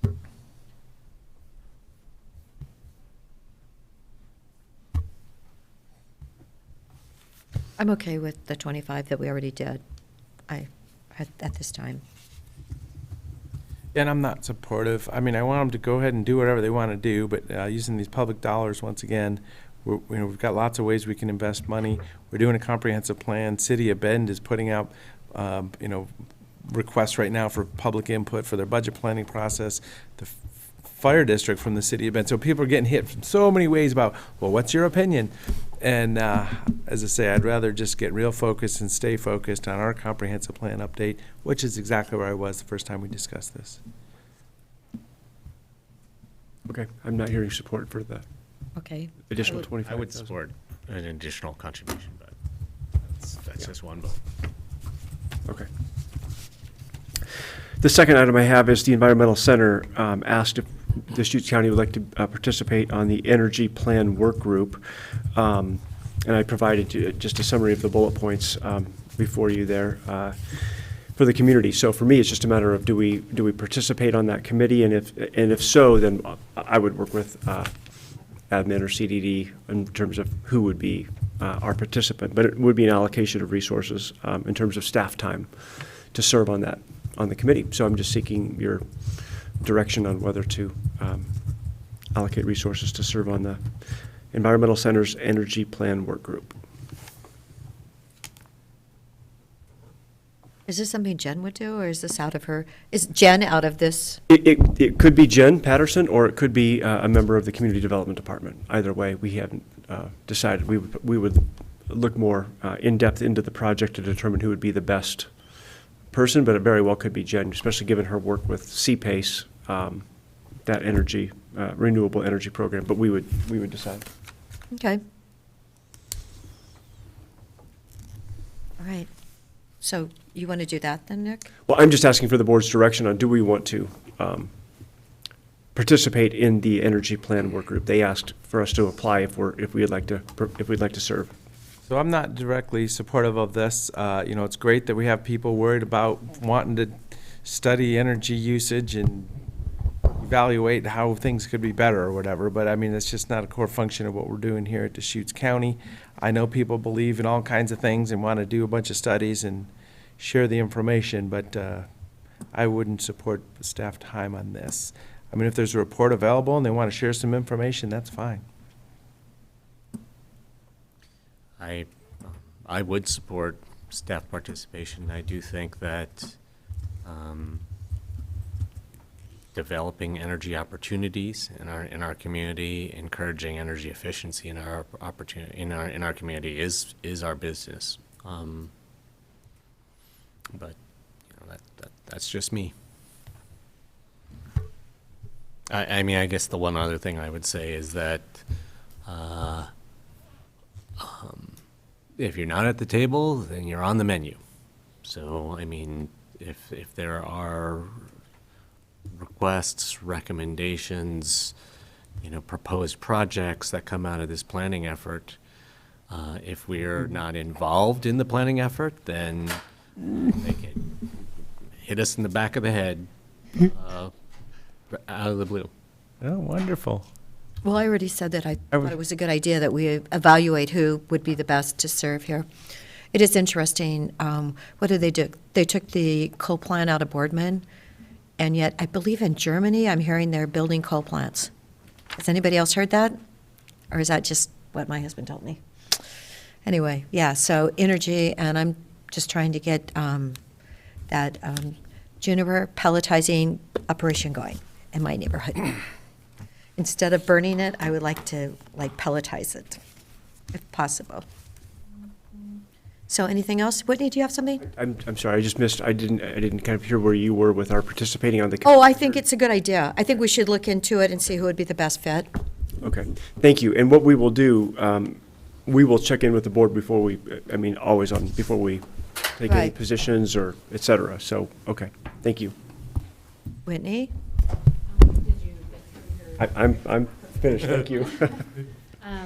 Just commissioners, you likely saw, you have Leadership Bend coming up in January on your calendars, and staff just wanted to check in on if you would like us to prepare a presentation for you to give to the class, or if you'd prefer to handle this one in a more informal approach. I think with Leadership Bend and Redmond, you've kind of done both over the years, and so just wanted to check in on your preference for this year. Let's get a presentation, let's get it early so we can kind of look at it and, Okay, we will and do that. personalize it. Yes, we will do that, and we'll get that to you about 2 weeks before you're scheduled to. What's the date of that? The 17th of January in the afternoon, you'll be in this room. Okay. We'll get working on that and get a draft to you. Thank you, Well, Whitney. What happens over and over again is we give a presentation, we run way longer than anticipated, and there's no time for question and answer. So, I mean, I think an entirely different approach would be actually to open it up for question and answer, so that there's actually time to do that with these groups, and I mean, I'd like us to consider that. But some people don't actually even realize what we do, so that's the other side of it. You know, you could say, okay, everyone can ask one question first, and then we'll tell you what we do, and then you can ask more questions, because, you know, it is a pretty amazing job with a lot of different responsibilities. What is it, our 22 departments? So not everyone has any idea.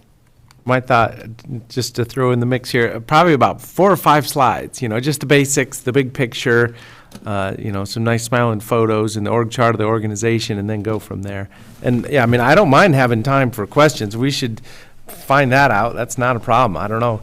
Maybe going out of our ways, telling them, prepare with questions, because you could end up in both situations where people had asked questions ready to go and we didn't have time, or, okay, next 20 minutes is questions, and then there's crickets. Or they could give us questions before they meet with us. We can definitely coordinate with chamber staff, and we'll prepare a short deck with prompts for questions for the board's feedback, and we'll try and give multiple opportunities for you to interact with that class, because I know that they're usually a very engaged group, so.